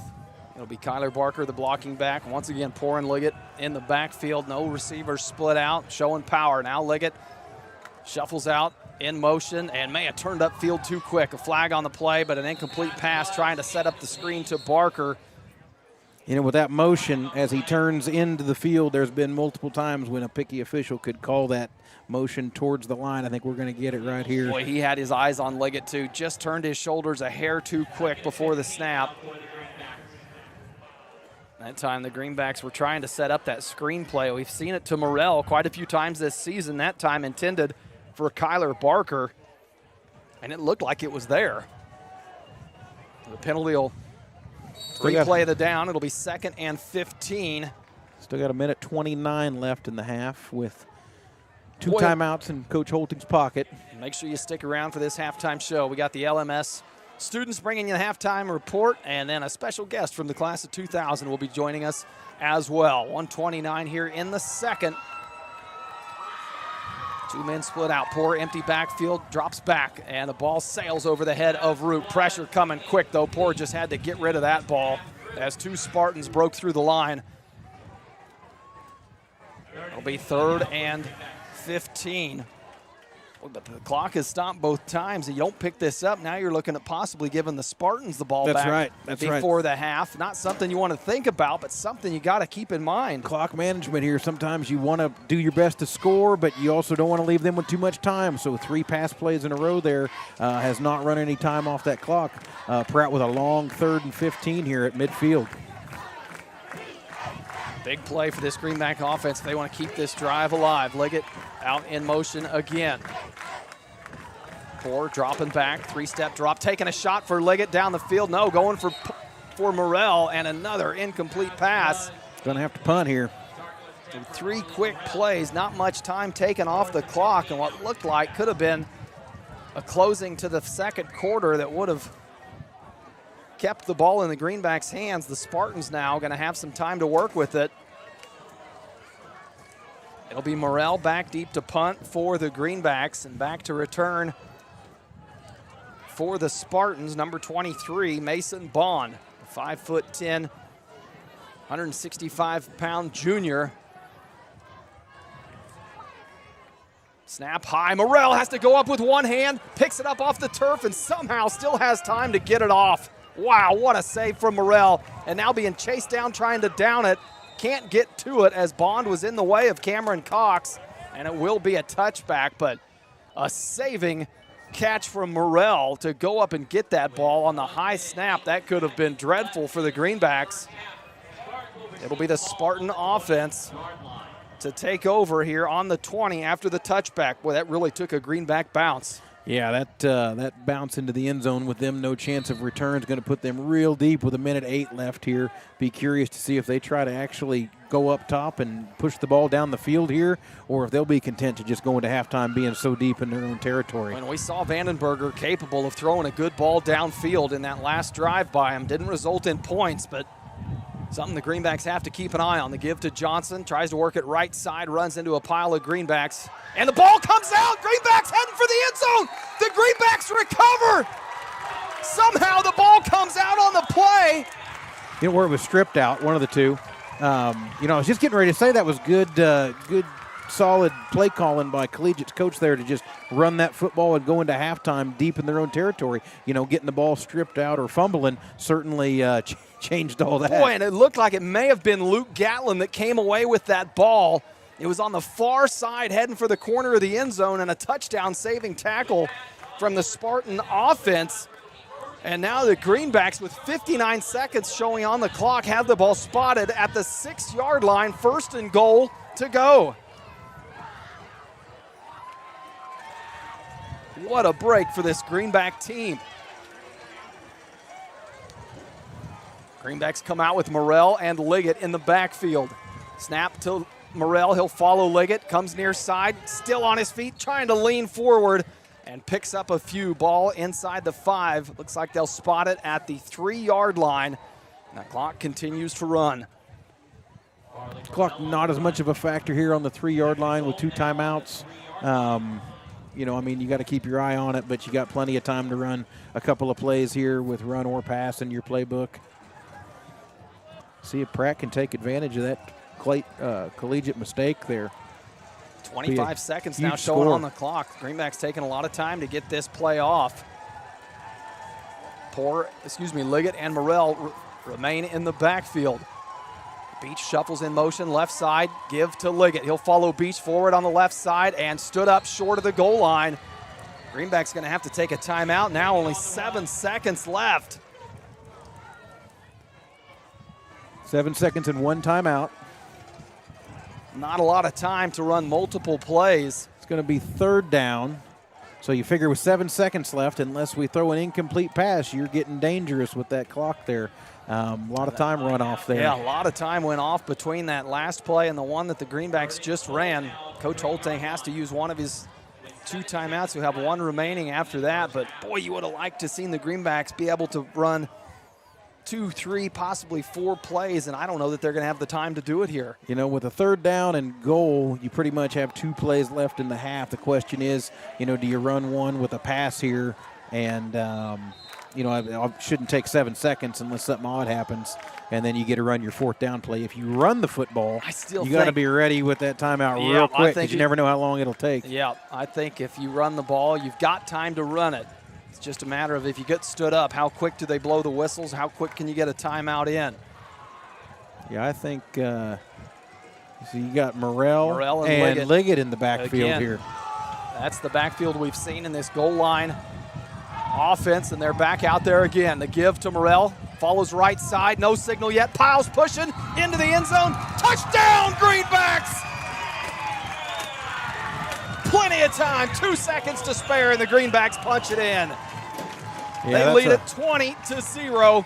Morrell with his 2nd touchdown of the night. That's just a backbreaker for Collegiate there, where, you know, they were going to go into half as a 14-point lead for the Greenbacks, and they were going to get the ball out of the second half to turn that ball over, and for Pratt to push it in. That is a monster turn of events for the Greenbacks here. Puts them in a huge driver's seat to win this football game. Tebow on once again for the extra point, sends it through the uprights, and makes it a 21-0 ball game with 2 seconds on the clock. It was a 3-play, 6-yard drive, and it was all set up from that fumble, the strip from, I believe, Gatlin. Tough to tell who it was on that play, and gave the Greenbacks great field position. More importantly, just gave them the ball back. We'll keep it here as we'll be heading to a break as the halftime comes up probably right after this kickoff. If the Spartans want to do anything, they're going to have to do it on the kick return. The Greenbacks, by all accounts, look like they're going to head into this halftime break with a 21-0 lead. You could not ask for a better start to this ball game if you're Coach Holting and this Greenback team. No, Pratt's made their own breaks in this game, but the flow of the game has just favored them as far as the field position that we've established for ourselves. Collegiate has just not been able to operate with the field they want to. Pratt has operated on their half of the field. 2 of our 3 scores have come when we took over inside their own territory, and the way things have developed in this first half here, again, it's really put Pratt in the driver's seat here to try to finish this game out. Still got a half to play, but you'd sure like to try to play a half with a 21-point lead as it sits. It'll be Tebow set to kick off with 2 seconds showing on the clock. Probably see a squib kick of some sort here. Don't put it in the hands of their returners. Back deep, Batiste and Manspeaker for the Spartans. It is a line drive kick from Tebow, bounces at the 30 and rolls into the hands of Manspeaker. Tries to come back, avoids the tackle, still on his feet.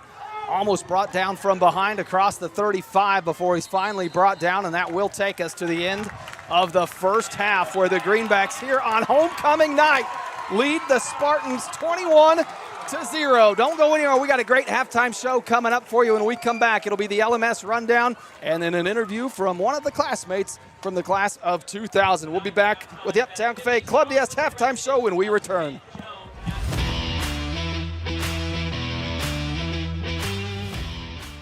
It's a fact. A custom Cal mineral does not have... Superintendent Tony Humphrey and Athletic Director David Swain.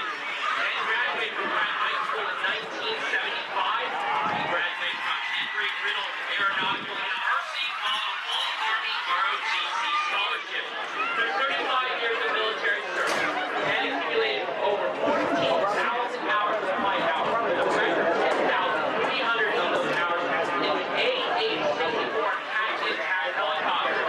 He had 4 deployments, including 1 to Kuwait and 3 to Afghanistan, participating in first day and night combat operations. Army career that includes 2,270 combat flight hours. Military honors are 2 numerous to list, but it's like the Legion of Merit, 3 Bronze Stars, and 4 Air Medals with Valor Device. Ken's flying skills were instrumental in the successful rescue of both civilians and special forces who were in the harm's way behind enemy lines. After military retirement, Ken served as a civilian EMS helicopter and EMS Learjet pilot. Ken is joined by his wife, Julia, tonight. Let's congratulate Ken Jones in the 2025 Greenback Hall of Fame and Trophy.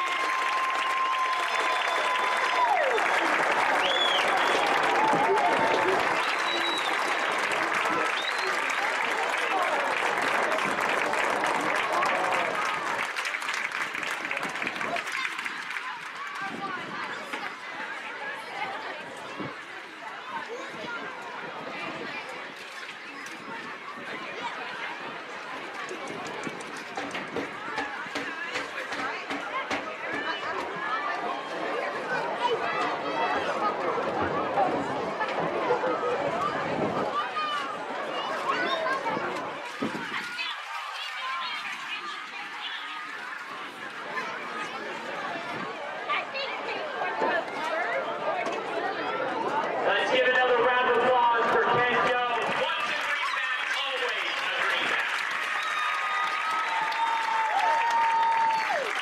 Another great honor for tonight is my great honor to recognize Pratt High School is one of the premier schools in Kansas. Recently ranked the 13th best high school in the state by U.S. News and World Report. This distinction places KHS in the top 4% among 301 high schools statewide and the top 15% of schools nationwide. A reflection of the hard work and dedication of our students, staff, and school community. The rankings highlight excellence in several key areas, including strong graduation rate, high levels of proficiency in math, reading, and science, and the consistent success of students who challenge themselves through advanced placement courses and exams. This honor underscores Pratt High School's commitment to academic achievement, college and career readiness, and a supportive environment where every student is encouraged to reach their fullest potential.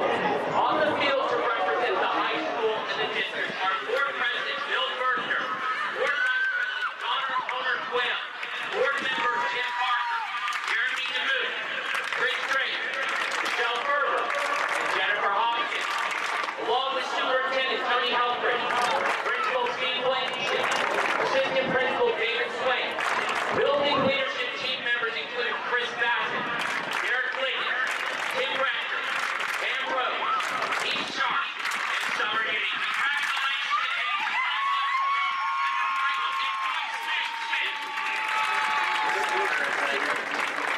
And let's give another round of applause to Pratt High School for this great achievement.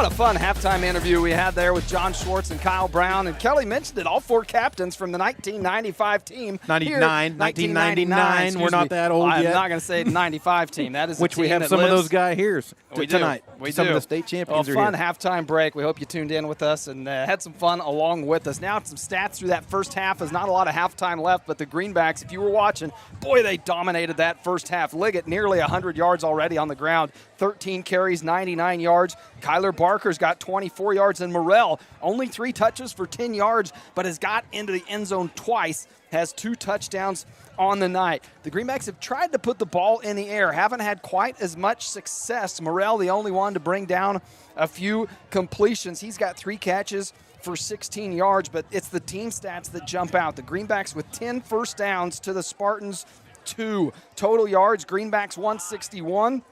Spartans only 52. And that's how you get yourself to a 21-0 lead.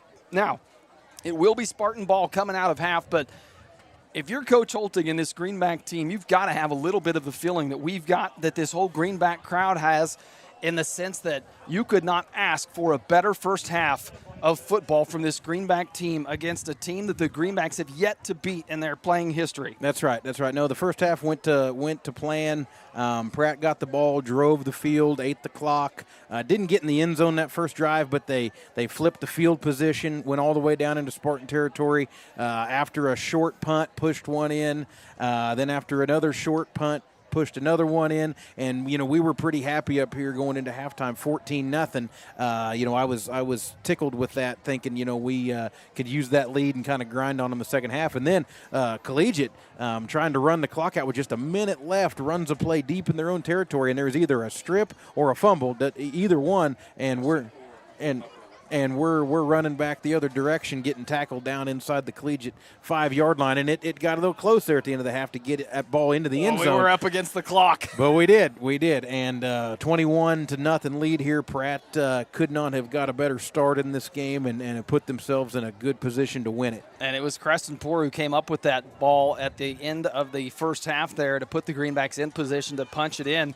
And that defense has been shuffled around a little bit. We talked about it in the first half. The absence of Hudson Tinus went down in that Chaparral game. So Coach Holting having to shuffle things around in that secondary. You see Poor playing free safety, not normally in that position. You've seen Levi Tebow out there on the field, and then Caleb Strong tasked with the tough task of guarding Sebastian Hines-Turner, and has done a great job of shutting him down. The Spartan offense, we've seen them with success at times throwing the ball, but have not come out and really opened it up with the amount of success that I thought they would coming into this ball game. They've been content to try to keep it on the ground, and the Greenback defense has done a great job containing it. Yeah, you can just tell Wichita Collegiate has not gotten into any rhythm on offense, and they've kind of ran some draws and some slow developing runs out of the shotgun, and Pratt's D-line has done a good job gobbling them up. Only thrown the ball down the field just a couple of times, one time for a big completion, but just the way Pratt has controlled the clock and the field position, Collegiate just has not been in a position to probably just use all their guns on us. And at this point, it'll come down to a kickoff here. Collegiate, I think, will be really happy if they can start this possession out not up against their own goal line. Yeah, I think they've only been across the 50-yard line one time into Greenback territory and weren't able to take advantage of it. Now they will get the ball to start this second half. See what type of adjustments head coach Troy Black made at halftime to come out and try to put some points on the board.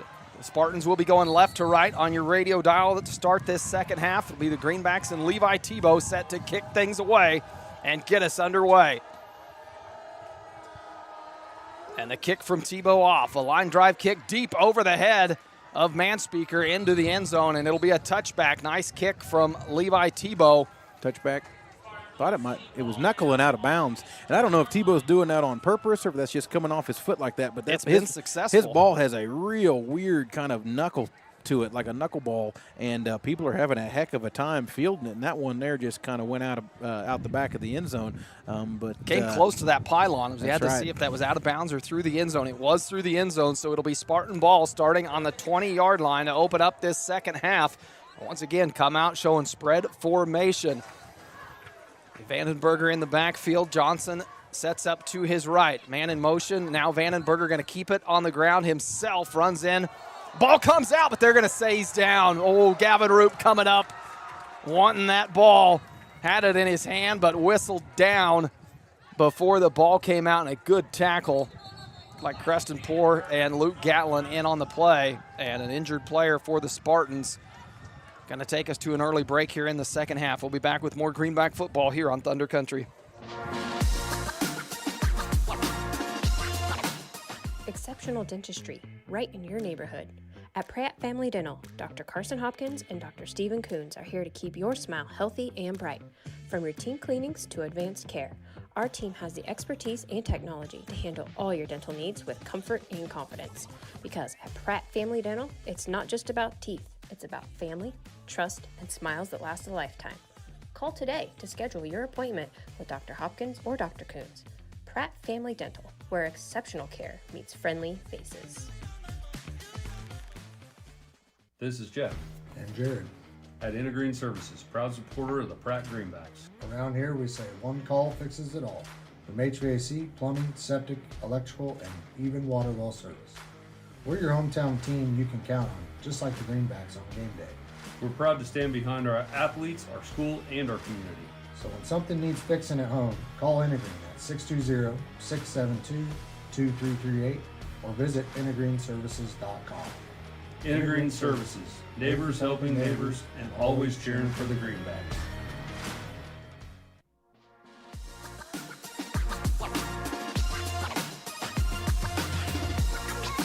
Welcome back. Second quarter action as the injured player for the Spartans is helped off the field, and that was senior Isaac Vanderberger. He was on the carry, slow to get up, being helped to the Spartan sideline, so something to keep an eye on. Hope that he is okay, but the Spartans going to have to bring in a new quarterback under center, and it's Jacoby Sawyers who will take over that duty with Vandenberger out. Sawyers, a 5'9" sophomore, has got some action already this season, so he has been battle-tested, but comes in on a tough spot here, down 21-0 on this homecoming night for the Greenbacks. It's been a good job all night of the Greenback back 6 or 7 that, there's been a couple times Collegiate has broke through the initial line of scrimmage, and once they get through, there is just not hardly any daylight to cut to that next level. Being gobbled up real quick for, if it is a gain, it's not much of one. So Sawyer and Johnson in the backfield. Johnson sits to Sawyer's right. Twins to both sides. Sawyer's going to throw for a first down to catch a number on that far side receiver. It was A.J. Batiste who brought down that catch. First completion of the night for Sawyer, newly into the game. 10:45 to play here in this third quarter. And the Spartans pick up a first down.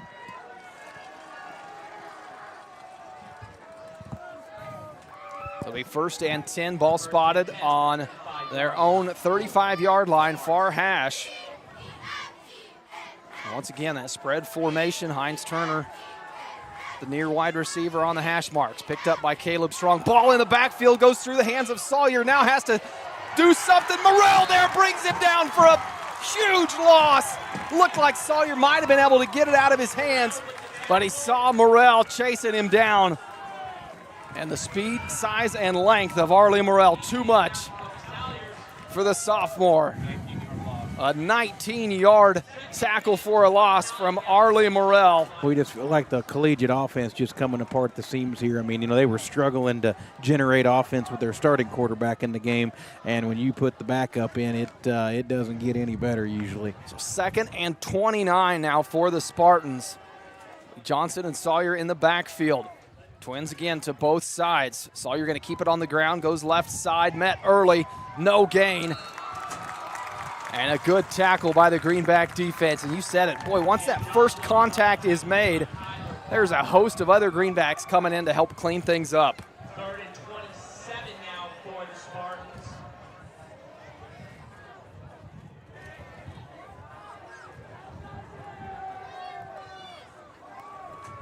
Not much gain on that play. 3rd and 27.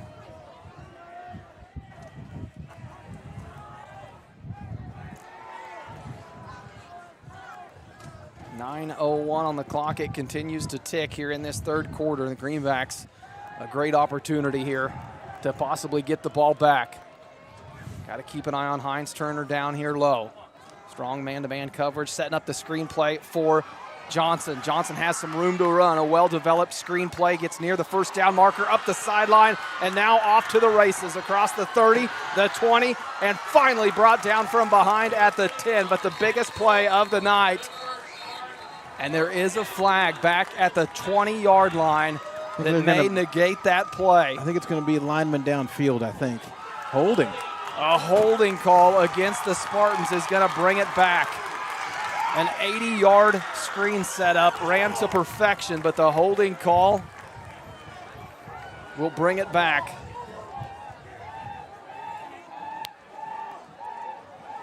Greenbacks get a break on that one. Would have set the Spartans up with their best field position and a chance to put some points on the board. And instead now going to back it up even further than the 3rd and 27 they were faced with prior to that snap.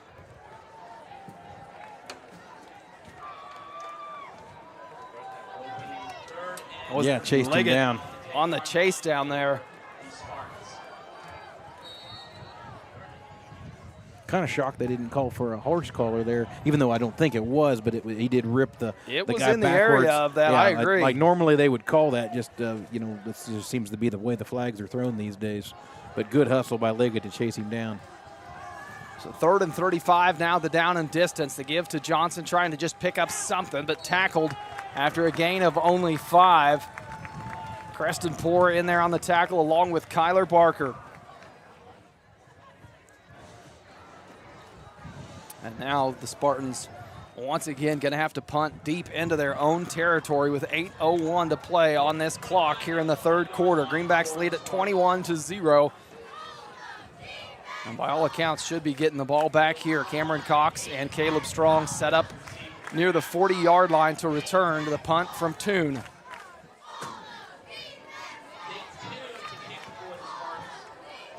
Snap's good. Toon receives it and sends the punt away. A spiraling punt will bounce at the 50 and come near the Greenback sideline before it finally goes out of bounds at the 48-yard line. A 33-yard punt from Toon, and the Greenback offense will be back out on the field with a 21-0 lead. 7:30 to play here in the third. The Greenback defense, another great job keeping the Spartans backed up against their own end zone and then forcing the punt, and it'll be the offense now to come back out on the field. Leggett real close to that 100-yard game. As it's him and Creston Poor in the backfield. Beach going to go in motion. Snap to Liggett. Liggett going to follow Poor far side, now trying to turn it up. Does he have some room to get to the sideline? Tries a stiff arm in the face of Heinz Turner and brought down after a gain of 6. That should put Cade Liggett over the 100-yard mark on the night. Came into this ball game Pratt's leading rusher at 469 yards, averaging 117 per game. Sitting on 104 yards. Oh, of 104 yards here in the third quarter. 7:22 left in the third quarter. Pratt still leading this one, 21-0. Roop will come off the field as the Greenbacks make some substitutions. 2nd and 5. That carry from Liggett got him across the 50 into Spartan territory. Packed backfield here for the Greenbacks. Beach and Barker down low. Poor and Liggett in the backfield. Give to Liggett. Gonna follow him right ahead. Not much room to run there. They'll spot him right at the 45-yard line. A gain of 2 will bring up 3rd and 3 for this Greenback offense. Clock continues to wind as it nears 7 minutes. Greenbacks trying to continue this display of dominant football.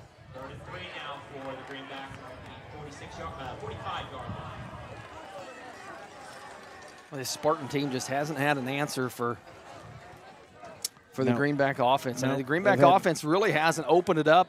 They've kept it pretty basic as far as the ground and pound game. Come out and established. That's right. In between the tackles. And when you got the lead, that's what you do. You lean on your running game. And the pre-snap whistle going to blow that play dead. Maybe a delay of game again. We'll see what the signal is. They'll step it off. And a false start on the Greenbacks. We're going to back them up 5 yards. Oh, it would have been a 3rd and 2. Turns it into a 3rd and 7. Right near the 50-yard line at midfield on the Greenback logo. Caleb Strong will come in with the play. A little different down in distance here with 3rd and 7. Yeah, that probably changes your play call here, being at midfield. Liggett comes near side in motion. Batiste follows him out. Poor 3-step drop looking far side now. Puts the ball down the sideline and too far. Caleb Strong, the intended target. An incomplete pass will bring up 4th and 7. Stops the clock with 6:20 to play here in the third, but the Greenbacks still lead at 21-0.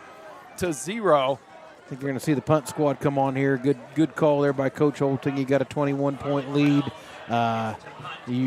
Defense has been playing really well. No need to give them the football at midfield here. Keep them pinned in their own territory where they've been all night. Yeah, I think with the way your defense has been playing, punting away here, the smart play, pin them back up against their own end zone again and let your defense continue to do what it does. That time over the head of Morrell. He's got to track it down. He does so, but won't have time to get a punt off. Now turns and runs, looking for some blockers, cuts it back upfield and just turns it into something.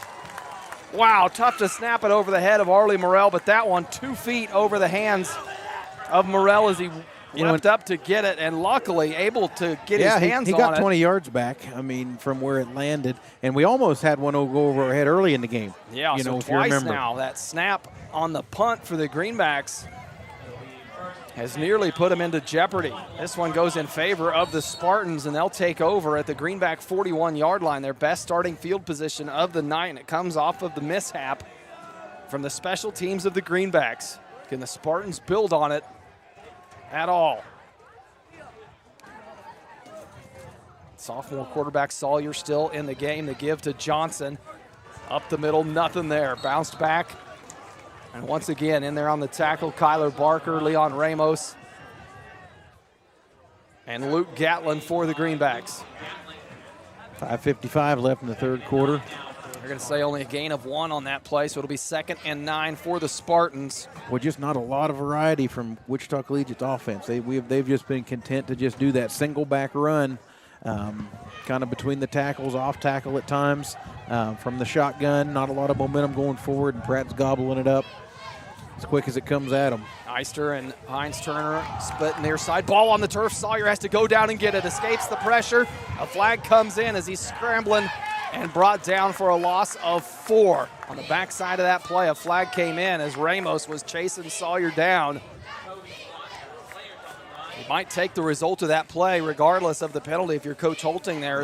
Yeah, it could be. It looks like a hold. It will be a hold against the Spartans. Now the result of the play was a loss of 3, so it would be 3rd and 12. You take the penalty, you give them the down back. A decision here for Coach Holting. Having a conversation here with the near side official just to make sure they're on the same page before the decision is made. I think he wants to see where's that ball exactly going to be spotted at if we decline the penalty. White hat now saying right where I'm standing is where he'll get that ball. That decision from Coach Holting then is decline the penalty, take the result of the play, so it'll bring up 3rd and 13. And 13. On the Pratt High 44-yard line, 5:20 left in the third quarter. Pratt still leading this one, 21-0.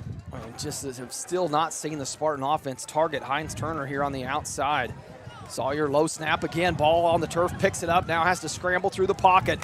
Fights off one tackle, now brought down by Gatlin and Schmidt.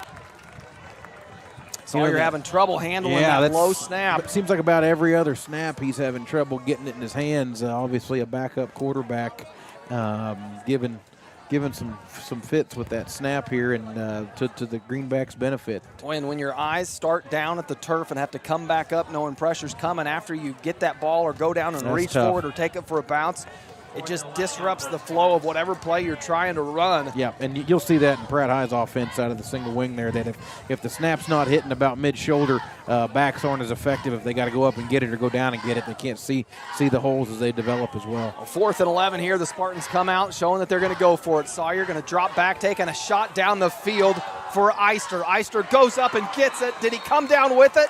He did. Both players fighting for it. No signal yet, and they're going to say a catch for the Spartans. Boy, well defended by Kyler Barker on the sideline, but Eister just went up above him and somehow stayed with it to bring it down. Now that's the kind of play I was expecting to see more of tonight out of the Collegiate offense, but haven't used it too much here. But for big 4th down pickup there, takes them down inside the Pratt red zone. Yeah, so 4th and 13 is what they were faced with, and that 27-yard pickup gives them 1st and 10 at the Greenback 15-yard line. Johnson and Sawyer in the backfield to give to Johnson. Comes weak side towards the Greenback sideline before he's pushed out of bounds near the 10. For the first time tonight, this Spartan offense sniffing that Greenback end zone. See if the Greenback defense can bend without breaking. 3:51 to play here in the third, and the Greenbacks on top 21-0. Picked up about 5 yards on that. I didn't think the gain was quite that much when the play first developed. 3:51 left in the third quarter. Play coming in from the Spartan sideline. They'll send Twins to the far side along with Eister and Hines Turner here on the near side. Johnson sits to the right of Sawyer. Sawyer looking left side, fires, connects, breaks a tackle, and goes down at the 10. The receiver for the Spartans. Almost no gain there. Like number 23, Mason Bond. The catch, and you're right, not much of a gain. It will remain 3rd and 5. Yeah, the struggle with that play is you're on the other hash. That ball's got to go all the way across the field laterally from Collegiate standpoint, and that gives Pratt plenty of time to come up and make a tackle. And Bond did a great job of eluding that first tackle. Yep. It was the pursuit defense that was able to get there for the Greenbacks and finish it off. It goes back to that tackling in space that we talked about pregame. Sawyer now looking near side, takes a shot, has a man looking for Batiste, and just past his outstretched hand. An incomplete pass will bring up 4th and 6. Clock stops with 3:06 to play. Another juggle on the snap there by the quarterback. He came up with the ball eventually, but he didn't get it in his hands clean. You can see that the backup quarterback again is causing some hiccups in the Collegiate offense here. 3:06. Third quarter. And another fourth down. We saw the Spartans convert a big one the last time they were faced with it to keep this drive alive. Can they do it again here? The target that is Sebastian Hines Turner out here on the numbers. And a whistle going to come in before the snap. It's like possibly a time. No, they're going to send Bond off the field. I think blood maybe, or equipment malfunction, one of the two. Mason Bond was on the far side there, right by the numbers, and that whistle. And the official quickly pointed at him and sent him to the sideline, so a quick replacement. The rest of the offense stays put. A big 4th down and 6. Sawyer looking left side, throws for the corner of the end zone. A spot throw, does he put it there? He does, and the ball's on the dropped turf. It. He had it. Incomplete.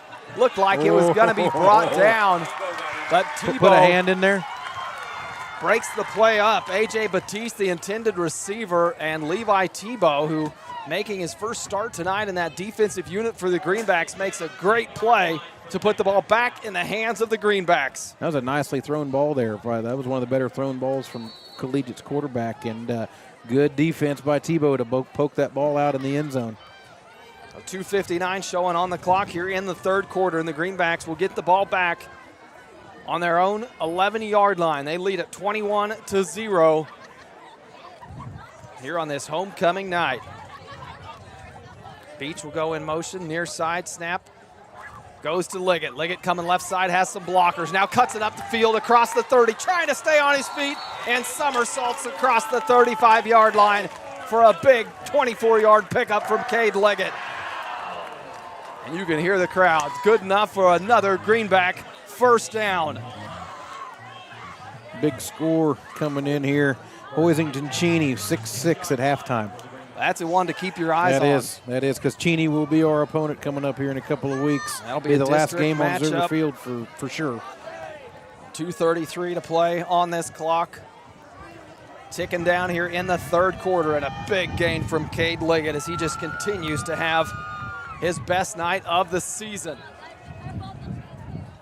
Greenbacks with 1st and 10, ball spotted on their own 35-yard line.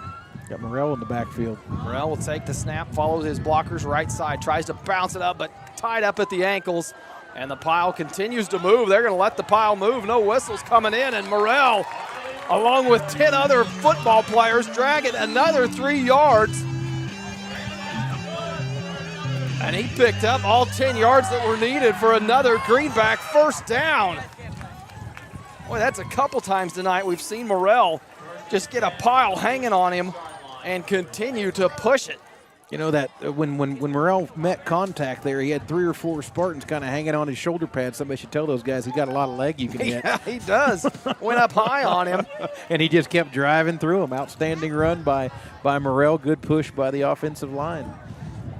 1:39 in the third quarter. Fresh set of chains here for the Greenbacks after the big first down pickup from Morrell. Ball spotted on the 46-yard line, and now a man will split out wide for the Greenbacks. Cameron Cox out on the far hash.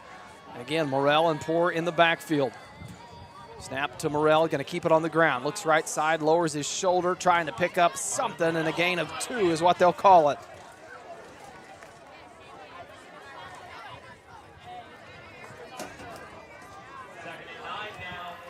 We've seen this offense where Morrell gets a few carries a game, and boy, they're always efficient carries that turned into a lot of touchdowns. Only had 9 carries on the season coming into this ball game for 37 yards, but 2 touchdowns on the ground for Morrell prior to this ball game, and already has 2 tonight on the ground to go with it. 6 carries for 13 yards is where Morrell stands to go with those 2 touchdowns, so doubled his touchdown total. Pratt taking a look at the clock. I don't think there's enough time to let it run down to the third. They'll send Beach out in motion. Liggett now back in the backfield, takes the snap. A flag comes in on the far side as Liggett trying to pick up some yards. I think Beach turned up field early again. Yep, I think it's the same scenario we saw that Cade Liggett was flagged for early in the first half. That man in motion just has to wait to turn his shoulders. And that time Beach may have been too early. Can't turn towards the line of scrimmage till that ball snapped, and that motion coming out there in full speed. It's easy to dip them shoulders. It's hard to do. You know, that player bit. has his back to everything that's going on, so you can't see it. It's more of a timing play. You got to hear it and you try to anticipate it to just get that first jump and that first step on the defense, but it's a high-risk, high-reward play where if you jump a little too early, in comes the flag.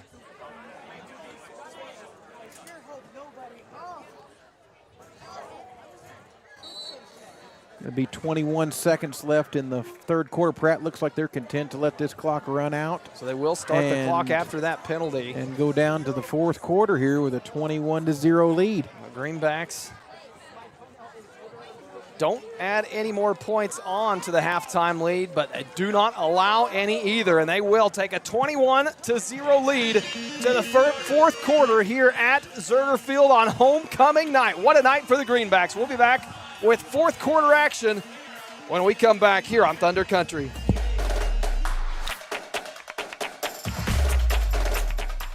Tonight's Greenback action is brought to you by Doug Ray Chevrolet, your #1 new and #1 pre-owned dealer in all of South Central Kansas. At Doug Ray Chevrolet, we provide you with a great buying experience plus an award-winning service department, which means you can depend on us for all your automotive needs, whether it's cars, trucks, or SUVs. From the moment you walk through our doors to the time you drive off the lot, we're here to make sure you're satisfied every step of the way. We're still doing business your way right here in Pratt, Kansas. Doug Ray Chevrolet, proud to support Greenback Athletics.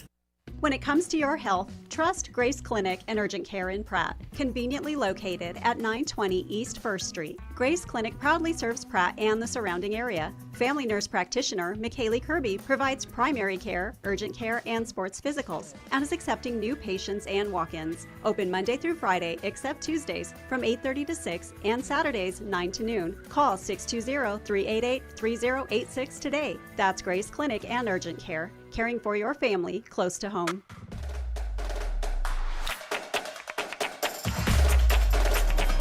Welcome back, fourth quarter action, Greenback fans, and they lead at 21-0 here at Zerger Field on a homecoming night where the Greenbacks trying to pull off a statement win against the Spartans of Collegiate. What a win it would be. It'll be Greenback ball to start this fourth quarter, 2nd and 14 after the false start penalty on the prior play to close out the third quarter. Ball spotted on the Greenbacks' own 42-yard line. They're now going left to right on your radio dial. Split out wide now, outside the numbers. Liggett all by his lonesome. Snap to, Liggett in the backfield, takes the snap. Picks up a nice block across the 40, gets to the sideline, across the 20, the 15-10, fighting, still on his feet, dives for the end zone. Touchdown, Cade Liggett somehow stays in bounds and fights off a tackle. A 57-yard Superman-like play from the sophomore. There was a couple of Collegiate defenders there looked like they were going to get him, and he just kept going up the sideline and just willed kind of his way into the end zone. Great effort by Liggett. What a run by Cade Liggett. We talked about this being a statement win for the Greenbacks, and this is a statement game for the sophomore tonight. Puts the Greenbacks on top 27-0. That'll be Tebow coming in for the extra point. Greenbacks shuffling in some personnel here at the last minute. Play clock running low. Get the snap off. Tebow a bit rushed. Does he get it through? He does. Tebow makes it a 28-0 ball game on a 4-play, 90-yard drive for the Greenbacks. They lead at 28-0. What a play from Cade Liggett.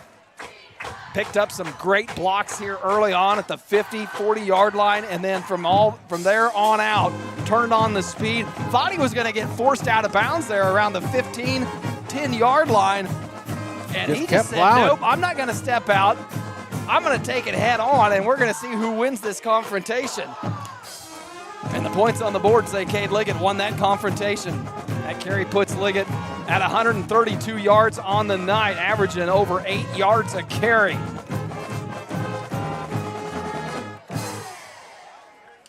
A big touchdown from the Greenbacks. Both teams scoreless in that third quarter, and the opening play to start this fourth quarter off. Cade Liggett breaks a big one.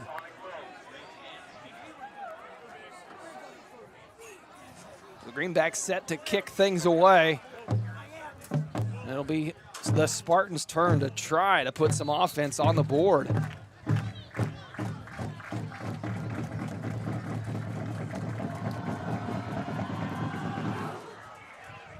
A deep kick from Tebow, this time in the hands of Manspeaker on the left side. Comes back to the center of the field, now trying to come the Greenbacks' way, and a big hit.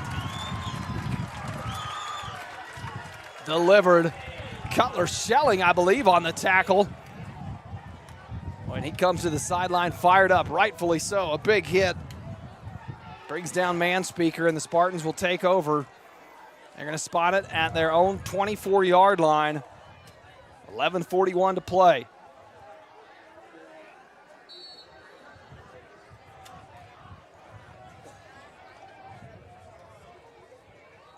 And at some point, you keep waiting for that spark from this Spartan offense, but the Greenback defense has been doing a great job. Twins to both sides. Sawyer trying to take a deep shot downfield, looking for Heinz Turner, and again, great coverage from Caleb Strong, running hip for hip with Heinz Turner downfield. A well-thrown ball from Sawyer, just well defended by the Greenback secondary.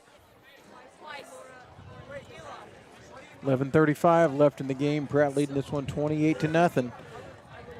Collegiate kind of grasping at straws here, trying to throw the ball hard down the field. Changing up their offensive scheme a little bit, knowing that time is not in their favor in a trail by 4 scores. You've got to get outside of your playbook a little bit if you want to get back in this game. Spread formation again for the Spartans as they break the huddle. Sawyer and Johnson in the backfield. Sawyer looking right side, quick strike, looking for Batiste, and overthrows him, incomplete.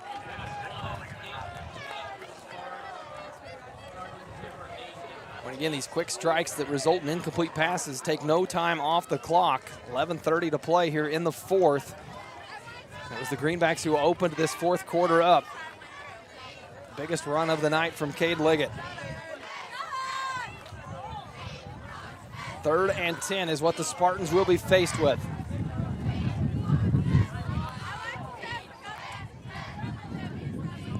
Spartans slow to get a play in the huddle. They look like they may just be running out of a little bit of steam at this point. Now Bond coming near side. Split out on the numbers. Batiste, 3-step drop, batted down from Morrell. Morrell, another knockdown deflection. Sawyer tried to throw it through his hands, and Morrell went up and put his big old paws on that one. And it'll bring up 4th and 10. Boy, Morrell having a great night all around for the Greenbacks. Yeah, offensive, defensive, has had a couple of batted balls. Well, not much time ran off that clock for the Spartans. 11:26 showing, and the punting unit will come out. It'll be Nate Toon back deep to punt for the Spartans. As Caleb Strong and Cameron Cox set up at their 37-yard line. Haven't seen a chance for a return yet by these Greenbacks. See if the Greenbacks bring pressure. Snap, good. Toon goes up and gets it and gets a punt away. It's a high punt. Greenback's going to clear out and let this one bounce. It'll cross the 50-yard line and roll down at the 45 before it's finally down by Caleb Regans. And the Greenbacks will take over. 11:16 to play here in the fourth, and their offense that has looked phenomenal tonight will be back on the field. Yeah, I don't think, even up 4 scores in the fourth quarter, I don't think we'll see any of the throttle pulled back here. You know, Pratt's going to, with as bad a history as they've had against Collegiate in the few meetings, I think we're going to see as many points scored here as we can put on them. Well, and in district play, 21 points is the tiebreaker, the maximum allowed. So 28 only gives you the cushion for 1 touchdown. So you want to add another touchdown at least here if you're Coach Holting to make sure you're well above that 21-point margin if tiebreaker comes into play. Poor in the empty backfield. Morrell split out. Looking for the quick strike. Now goes far side. Poor going to tuck it and run. Forced out of the pocket and brought down after a gain of 3. Morrell running the hitch and go here on the near side. Turned and looked. Tried to get the defense to bite on the pump fake, but Poor was forced out of the pocket before he had time to set up and go for Morrell deep. You know, when that pocket collapsed there again, Poor doing a good job to make some positive yards out of that. Even if you get a yard or two, it's, you know, so much better than that 5-6 yard loss if you just let the pocket bring you down. It makes such a big difference when you step up through that pocket instead of trying to go out wide and thinking that you can outrun it laterally. when all that defender has to do then is let go from his block and Sure. go get you. If you can find a seam in that pocket and get up through it, you can likely get positive yards out of it. Power offense set here for the Greenbacks, and the snap to Liggett. He'll follow his blockers right side across the 50 and picks up 8. Should be enough for a Greenback first down. We'll see where the spot is, and they do wave it forward. So another Greenback first down on the back of Cade Liggett.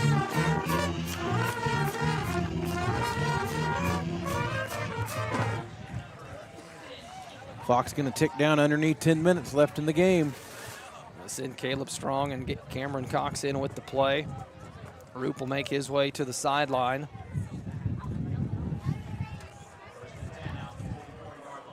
Be Sebastian Beach now split out wide on the numbers. Don't see him out there a lot. Usually a power back in the backfield that the Greenbacks like to run behind. This time he splits out wide. Liggett and Poor set up in the backfield. Snap goes to Liggett. Going to follow Poor, and Gatlin left side now cuts it up. Has some room and brought down near the 35-yard line for a 9-yard pickup. And a good positive play for the Greenbacks. It's something they've done all night tonight is just positive yardage. Yeah, that play there, we've seen it multiple times there. Our left edge of our offensive line there caving Collegiate back, and if Liggett can start running downhill within 3 or 4 steps of that snap, he's going around the edge hard, and the only way to stop that is to hold the edge better than Collegiate's doing. So good job by the Pratt offensive line. Good job by Liggett running downhill hard. That carry from Liggett put him over 200 yards on the night. Still with 8:58 to play here in the fourth quarter. It'll be Liggett and Morrell in the backfield. Morrell going to take the snap, trying to follow Liggett up the middle. On his feet, once again, moving a pile forward. Should have enough for the first down. And he does. Morrell going to pick up 5 on that carry. And it'll dragging move the defenders chains. again. They didn't listen to me how much leg he's got to hit. They go up high every time. Able to just carry him through with him, and Morrell picks up another Greenback first down.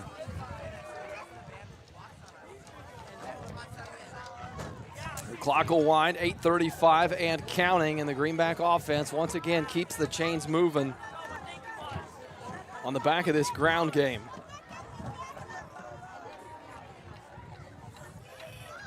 Poor will come off the field after the substitutions made. Once again, Sebastian Beach going to come out wide, and Liggett and Morrell will remain in the backfield.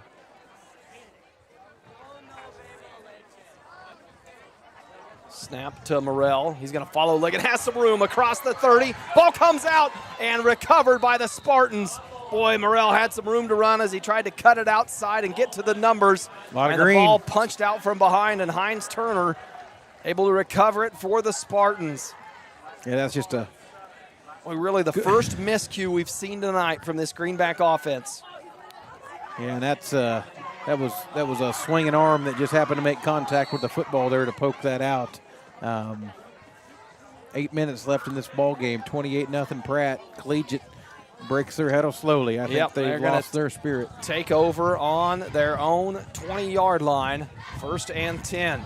Can they do anything to put some points on the board? They give to Johnson up the middle. Nice cutback and brought down by Roop near the 30. We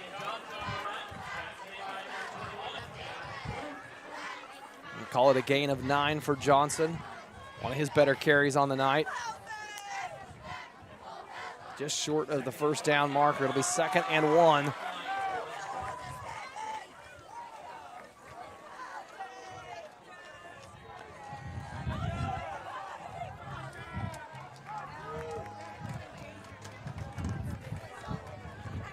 Twins to the near side for the Spartans. Again, the give to Johnson. Tries to bust through that front four of the Greenbacks, but nowhere to go. Josiah Schmidt and Arlie Morrell bring him down. Does pick up the first down, so it'll move the chains. Only needed 1. Picked up about 2 on that play. 7:12 and counting on the clock.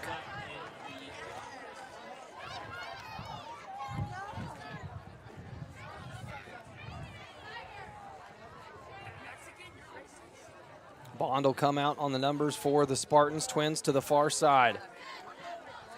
Give to Johnson.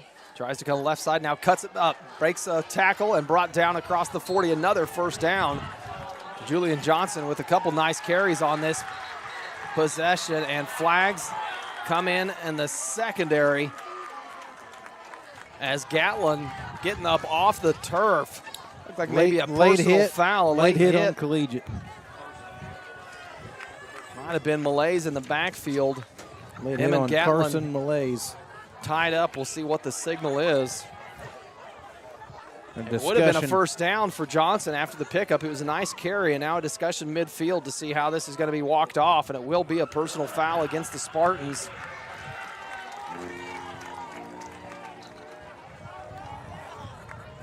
I mean, I didn't see what happened, just saw Gatlin laying on the turf, and the flag came in right with it. Looked like the play was over by that point.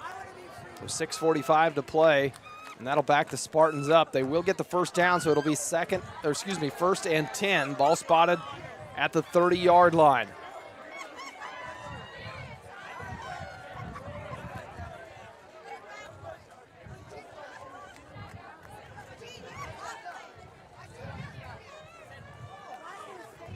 Strong will head out to the far side for the man coverage on Sebastian Hines-Turner. It'll be Batiste and Bond coming near side. Sawyer looking right side. Has a man through the hands, into the hands of Cameron Cox. It went through the hands of Landon Langston. Stayed in the air long enough for Cameron Cox to make a great diving play and come away with his first interception of the season. You know, that's a communication error there between the Collegiate receiver and the quarterback. That ball came out and he was not ready for it. Threw his hands off his helmet right into Cox's hands in perfect position. First down. Great play. It was not an easy catch by Cameron Cox. He had to really lay out for that on the turf, keep it from hitting the turf as he dove out in front of him. So after the Greenbacks gave the ball back to the Spartans on the last possession, they get it back with a turnover forced of their own. 6:39 to play here in the fourth. They lead at 28-0 up against the play clock here. And Coach Holting going to take a timeout to avoid the delay of game. We'll take one with him. Be back with more Greenback football here on Thunder Country.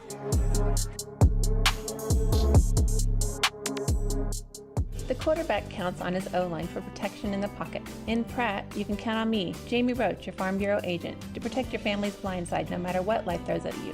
We are here to handle all of your auto, home, life, and business insurance needs. Don't scramble around working with multiple insurance companies. Talk to me, Farm Bureau agent Jamie Roach, today. We can help protect what matters most. Farm Bureau Life Insurance Company, Farm Bureau Property and Casualty Insurance Company, Western Agricultural Insurance Company. Clear, comfortable vision is one of life's greatest blessings. At Maydew Tebow Optometry, Doctors Troy Maydew, Seth Tebow, and Andrew Piester are committed to helping you maintain healthy eyes and clear vision. Prevention and early intervention are the keys to your eyes, providing that clear and comfortable vision your entire life. Regular comprehensive eye examinations are essential in identifying conditions that can damage your sight. Call us at Maydew Tebow Optometry for an appointment today or visit us at maydewtebow.com.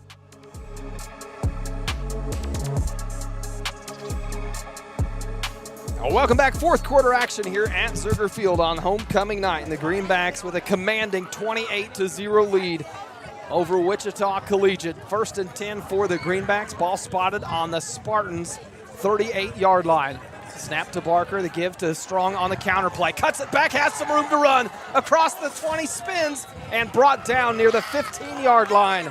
Boy, talk about putting your athletes in space and letting them make plays. That time, Caleb Strong did just that. Takes us down to 6:26 left in the ball game. Pratt still trying to tack one more on here.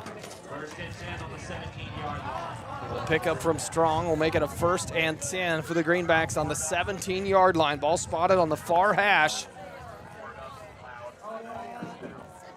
We've seen a variety of backfield combinations from this Greenback offense. As this time break in the huddle, it's Poor and Barker in the backfield. Snap goes high, Barker goes up and gets it. Coming near side, follows a blocker. Cuts it up across the 10 now, and a big hit delivered, but a nice pickup from Kyler Barker.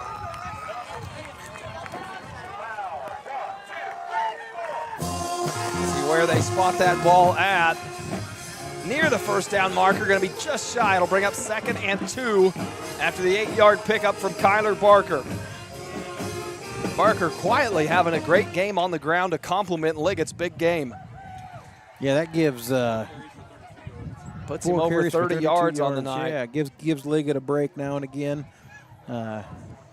Good hard running, good blocking by the offensive line. 5:10 left in the ball game. Barker will stay in the backfield alongside Poor.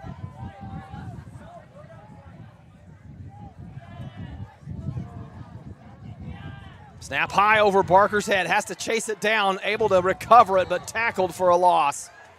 Well, that's twice now. Barker on the last play had to go up and get it, was able to bring it down. That one over the head of Barker. Sure, that was our first blown snap of the night, I think.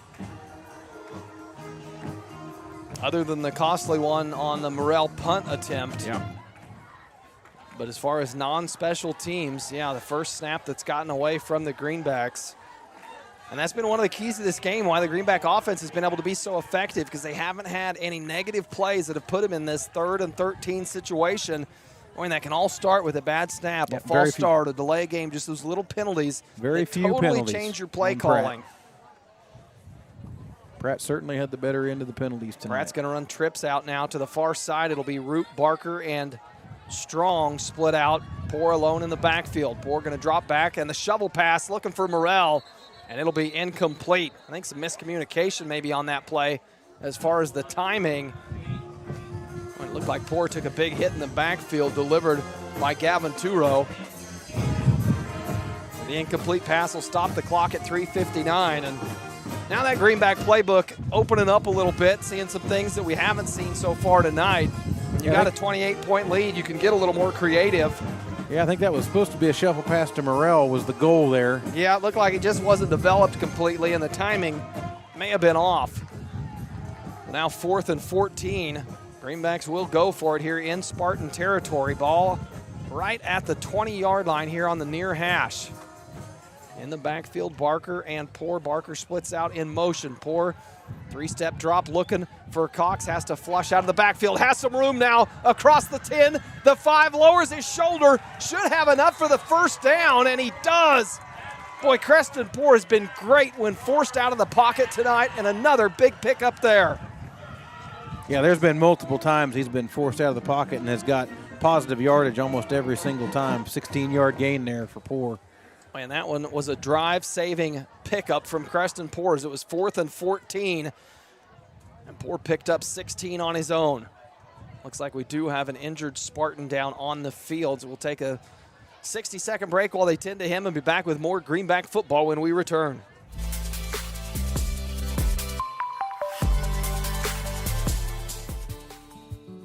This is Terry from Gatlin Clark's Pharmacy. On display in our pharmacy is a nice assortment of over-the-counter items and a wide array of medical supplies, which includes knee scooters, walkers, canes, and bathroom items. We bill Medicare for respiratory supplies and immunizations. Our preferred pricing on prescriptions will get you through the door, and our customer service will get you to come back. Be sure to stop in today and see us on Country Club Road in Pratt. Uh-oh, that's a sound no one wants to hear. Pratt Glass has been helping homes and business owners with everything glass for over 80 years. Whether your business suffered a break-in over the weekend or you're needing to replace old leaky windows, and they also offer automotive glass repairs, automotive details, screens, dragging door adjustments, residential window replacement, storefronts, and 24-hour commercial residency service. Pratt Glass, 210 South Jackson in Pratt, 620-672-6463, or see prattglass.com. Welcome back. 4th quarter action here on Thunder Country. 3:30 to play, and the Greenbacks in striking distance. 1st and goal to go. Ball spotted on the 4-yard line of the Spartans after the big pickup on 4th and 12 from Creston Poor. Greenbacks trying to punch one more in here. It'll be Poor and Barker in the backfield. Snap to Poor. He's going to follow Barker left side into the end zone. Touchdown, Creston Poor. Kind of the exclamation point there. Boy, it was 34-0 your score. Tebow to come on for the extra point to try to put the running clock in play to close this game out. And the Greenbacks have dominated this ball game from start to finish.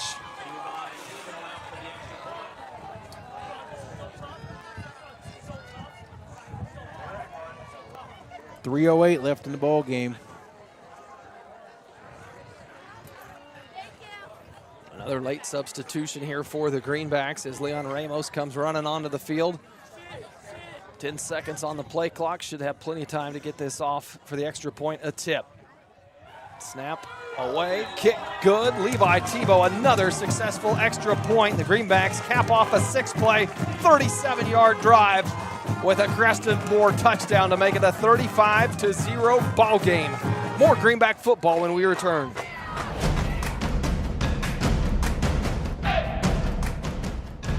Are you interested in building a new home or remodeling your current one? If so, give J.A. Knight & Sons a call today. This is Chase Golly with J.A. Knight & Sons, and we are the area's premier general contractor and have been serving the Pratt and surrounding area for over 50 years with superior quality and attention to detail. We specialize in high-end residential and commercial construction and have now expanded our services to include pre-engineered metal buildings. J.A. Knight & Sons is a proud supporter of Greenback Athletics and would like to help turn your next dream into reality.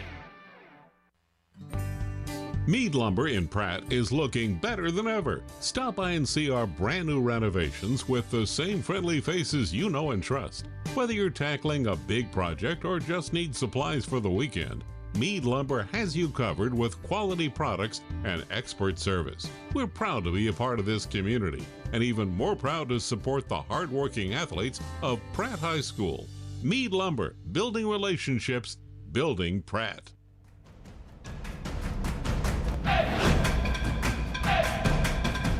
Welcome back. Fourth quarter action after the touchdown from the Greenbacks, make it a 35-0 ball game here on homecoming night. Tebow set to kick it away, and a deep kick sends Manspeaker back to the 5-yard line to return it. Now coming with a head of steam across the 20 and brought down by Sebastian Beach.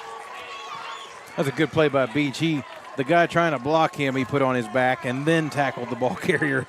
That's what you want to see out of your kick coverage. Well, and Manspeaker had a lane to run in. If he'd gotten by Beach there, it looked like it was going to open up a little bit and some turf to go through. And now a running clock with that extra point from Tebow. So 2:40 and counting here in the fourth quarter. Only thing left to do for the Greenbacks here, Kelly, just celebrate, is to hold on to that shutout. Yeah, that too. Got a breakfast burritos, right? That is the tradition. Getting the look from our stat man Logan there like we may have just given him the broadcaster's jinx. Mentioning it. As Johnson up the middle, trying to cut it back. Going to be brought down by Barker and Gatlin. Boy, the whistles seem to come in late on these pile-ups. They really let him get a couple extra yards or two if the pile allows it before that whistle comes in. You know, I've been seeing a lot of balls stripped out as that. I mean, the football I've watched this year at the middle school level and stuff, and the whistles are early. They're real early. They're not letting that extra drive happen. And tonight, you said it, letting that drive, if you're willing to pump the legs and get an extra yard, the officials are going to let you have it. Bond will come out split near the numbers, 1:40 and counting here in the fourth quarter. Sawyer will take the snap to give to Johnson, trying to create something and nowhere to go. He's brought down just shy of the 40-yard line. Once again, Gatlin there on the play. 1:25 left in the ball game. Well, this Greenback defense has just done an excellent job tonight containing the Spartan offense, forcing them back to the inside of the field where you have numbers.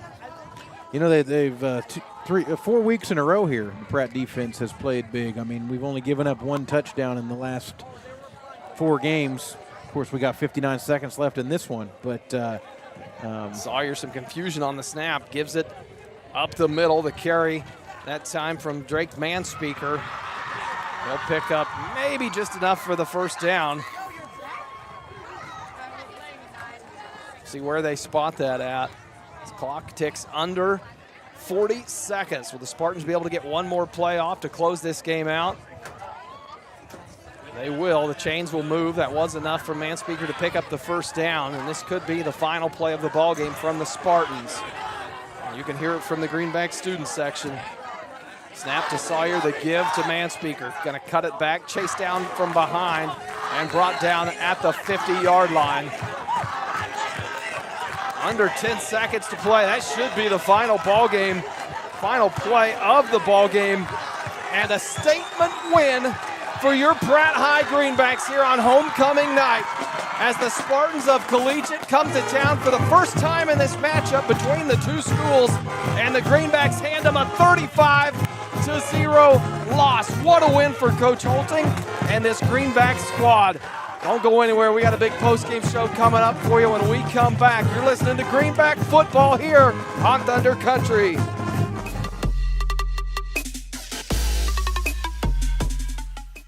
Are you a sports fan looking for a great place to grab a bite to eat? Look no further than Legends Cafe, located in Pratt, Kansas on Highway 54. Legends is open 6 days a week and serves up mouth-watering burgers, fresh salads, hearty sandwiches, and much more. And don't forget about their daily specials. Legends is proud to support Greenback sports and all the local teams. So whether you're celebrating a big win or just need to refuel after the game, Legends has you covered. Come on down to Legends and we'll take care of the rest.